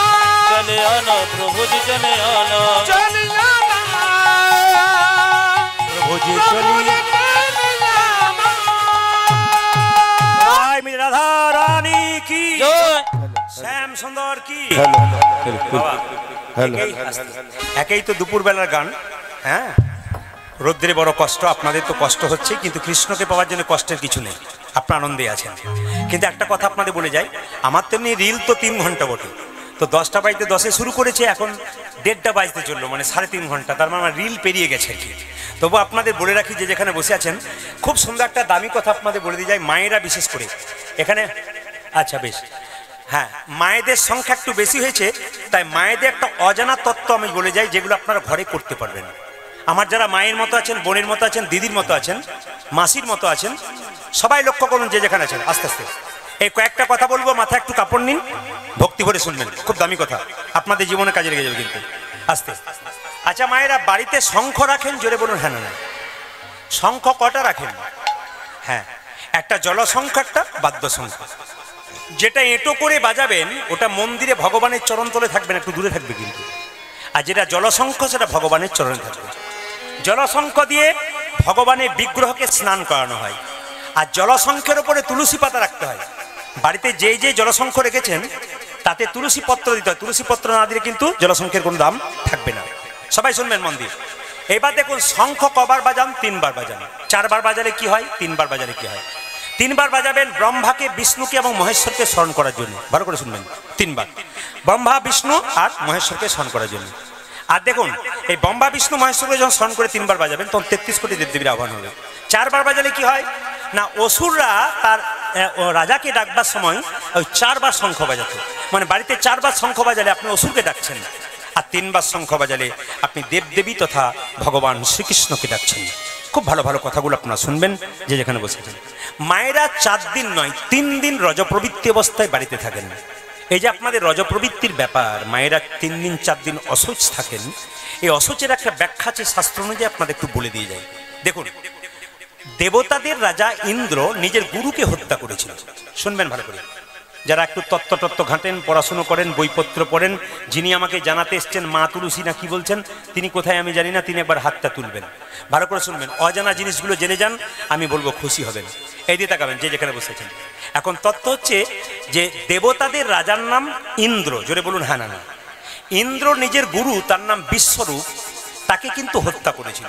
দেখুন, নিজের গুরুকে যদি হত্যা করা যায় এবং নিজের বাড়ির গুরুজন ব্যক্তিকে যদি অপ্রিয় কথা বলা যায়, আপনাকে পাপের ভাগী হতে হয়। আপনি যদি আপনার চাইতে বয়স্ক কাউকে একটা বাজে কথা বললেন, তিনি মেনে নিলেন, কিন্তু তুমি অপেক্ষা করে থাকবো তোমাকে একজন বলবে, তোমাকে সইবার ক্ষমতাটা তৈরি করে নিতে হবে, কারণ তুমি একজনকে বলেছো তুমি পাবে। ব্যাংকে 10 লাখ টাকা জমা রাখলে 10 বছর পরে ডবল পাওয়া যায়। আজকে কাউকে গালি দেবেন, খারাপ কথা বলবেন, 10 বছর পরে আপনি ওটা ডবল করে ফেরত পাবেন, পাক্কা কথা করে জেনে নিন যে যেখানে বসেছেন, ফেরত কিন্তু পেতে হবে। তো আপনাদের বলে যাই, দেখুন অপরাধ করেছে কে? ইন্দ্র। কাকে মেরেছে? নিজের গুরুকে। জাতিতে ব্রাহ্মণ ছিল, কিন্তু গুরুকে মারার পর ইন্দ্রের অবস্থাটা কি হলো দেখুন। আমি যে শাস্ত্র থেকে বলছি কথাগুলো, বরাহ পুরাণ, আপনারা বরাহ পুরাণ পড়বেন, বরাহদেব ভগবান শ্রীকৃষ্ণের কাহিনী পড়বেন। এদিকে দেখান, বলছে ইন্দ্রদেবের শরীরটা কেমন হলো জানেন? মাছ যেমন পচে গেলে গলে গলে তার মাংসগুলো খসে পড়ে, কোনো মৃতদেহ পচে গেলে যেমন পশু পাখি পচে পচে পড়ে, তার শরীরটা পচে পচে গলতে লাগলো। তাহলে পাপ হলো। ব্রহ্মা তখন বলল ইন্দ্রকে, তুমি যে গুরু হত্যা করেছো, তোমার এই পাপের ভাগ যদি কেউ নিতে পারে তবে তুমি মুক্তি পেতে পারো। এলেন কয়েকজন নেবার জন্য। প্রথমে পৃথিবী মা এলেন। পৃথিবী এসে বলল, আমি ইন্দ্রদেবের পাপের ভাগ নিতে চাই। ব্রহ্মা বলল, ঠিক আছে, ইন্দ্রদেব গুরু হত্যা করেছে, তার পাপের ভাগ তুমি নিচ্ছ, তোমাকে একটা ফল ভোগ করতে, এদিকে তোমাকে ফল ভোগ করতে হবে। কি ফল ভোগ করতে হবে তাকাবেন, কি ফল ভোগ করতে হবে? তোমার বিভিন্ন জায়গাতে বাঁধ তৈরি হবে, বাঁধ, বন্ধা, মানে দেখবেন পৃথিবীর বিভিন্ন জায়গা আছে চাষবাস হয় না, বন্ধা, বাঁধ, ওটা কার অভিশাপ? ব্রহ্মার অভিশাপ। কার পাপে? ওই ইন্দ্রদেবের পাপ ভাগ নেবার জন্য পৃথিবীতে বাঁধ হয়। এবার বৃক্ষগুলো বলল, গাছগুলো বলল, আমরা ভাগ নিতে চাই। একটা কথা আপনাদের মাঝে জানিয়ে দিয়ে যাই, আপনারা যখন ফুল গাছ থেকে ভগবানের পুজোর জন্য, দেবদেবীর পুজোর জন্য ফুল তোলেন, ফুল গাছকে বলেন যে ফুল তুলে নিচ্ছি, না এমনি এমনি নিয়ে নিন? না বলে নিলে চুরি করা হয় না? জোরে বলুন, কি হয়? জোরে বলুন।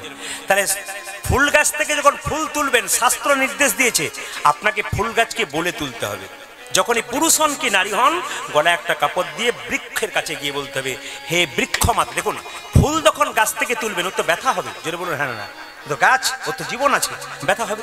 তো সেই বৃক্ষকে বলতে হবে মা বলে, বৃক্ষ মাতা, তুমি যে বক্ষ বিদীর্ণ করে ফুল দিয়েছো, আমি তোমার ফুল গোবিন্দ সেবায় লাগাবো, নিজ গুণে ক্ষমা করো।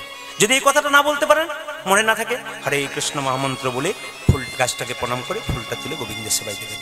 এটা করবেন, কিন্তু যদি না বললেন তাই চুরি করে নেওয়া হচ্ছে। খুব মাথায় রাখবেন, কাজ করবেন, মেপে করবেন, হিসাব করে করবেন, আপনার জীবন নিশ্চয়ই সুন্দর হবে। এখানে লক্ষ্য করুন, গাছগুলো বললো, বৃক্ষ বললো আমরা ইন্দ্রদেবের পাপে ভাগ নেবো। ব্রহ্মা বললো তবে একটা অভিশাপ ভোগ করতে হবে। বলে কি? তোমাদের যেখান থেকে কাটা হবে সেখান থেকে শরীর থেকে আঠা বের হবে। গাছের ডাল কাটা হলে আঠা বের হয় না? জোরে বলুন। কিন্তু যেহেতু পাপের ভাগ নিয়েছো, ফল পাচ্ছ, আবার কিছুটা ভালো কিছু পাবে। বলে কি? তোমাদের ডাল যেখান থেকে কাটা হবে আবার নতুন করে তোমাদের গাছ গজানো হবে। জোরে বলুন হ্যাঁ না? হবে না? হবে না? আচ্ছা, এইবার আর একজন চাইলো, কে? আপনারা মায়েরা গিয়ে করজোরে কাপড় গলায় নিয়ে বলল, ইন্দ্রদেবের পাপের ভাগ আমরা নিতে চাই, ইন্দ্রদেবের পাপের ভাগ আমরা নিতে চাই। সঙ্গে সঙ্গে ব্রহ্মা বললেন, তোমাদেরকে রজপ্রবৃত্তি ভোগ করতে হবে সারা জীবন। সঙ্গে সঙ্গে মায়েরা কেঁদে কেঁদে বলল, সারা বছর সারা জীবন যদি রজপ্রবৃত্তি গ্রহণ করি, তারা আমাদেরকেও ঘৃণা করবে, আমরা পুজো পাঠ করতে পারবো না, ভগবানের টোনটা দাও, ভগবানের মন্দিরে যেতে পাবো না, আমাদের কি হবে? তখন বলে, বেশ, তোমরা যখন পাপ নিয়েছো, মাসে 3 দিন তোমাদের রজপ্রবৃত্তি প্রবল থাকবে। এইবার তত্ত্বগুলো জেনে নিন। রজপ্রবৃত্তি অবস্থায় কোনো মা বাড়িতে কোনো জিনিস স্পর্শ করতে পাবেন না। বরাহ পুরাণ, এইদিকে শুনবেন, রজপ্রবৃত্তি অবস্থায় মায়েরা বাড়ির কোনো জিনিস স্পর্শ করতে পারবে না। একজন অসুস্থ রোগী যেমন বিছানাতে একপাশে চুপচাপ বসে থাকে, 3 দিন খাবার খায় চুপচাপ বসে থাকে, আপনাকে সেই হিসাবে থাকা দরকার, শাস্ত্র বলছে। এবার আপনারা বলবেন আগেকার যুগে মায়েরা সেটা করতো, বয়স্ক মায়েরা যারা আছেন মাথা নড়াচ্ছেন কেন বলুন তো, 3-4টা যা থাকতো, একজন অসুস্থ থাকলে একজন রান্না করতো। আপনার মেয়ে যদি বড় হয়, আপনার মেয়ে কাছে থাকলে আপনি সেদিন মেয়েকে রান্না করাবেন, আপনার স্বামী রান্না করতে পারলে করাবেন, যদি করতে পারে করাবেন, কিন্তু তবু নিজে করবেন না। হ্যাঁ, এইবার বলতে পারেন স্বামী আমার চাকরিতে যায়, ব্যবসা করে, আমার ছেলে তো স্কুলে যায়, আমি কি করব? হ্যাঁ, আপনার জন্য বিধান আছে, অসমর্থ বানের জন্য বিধান আছে।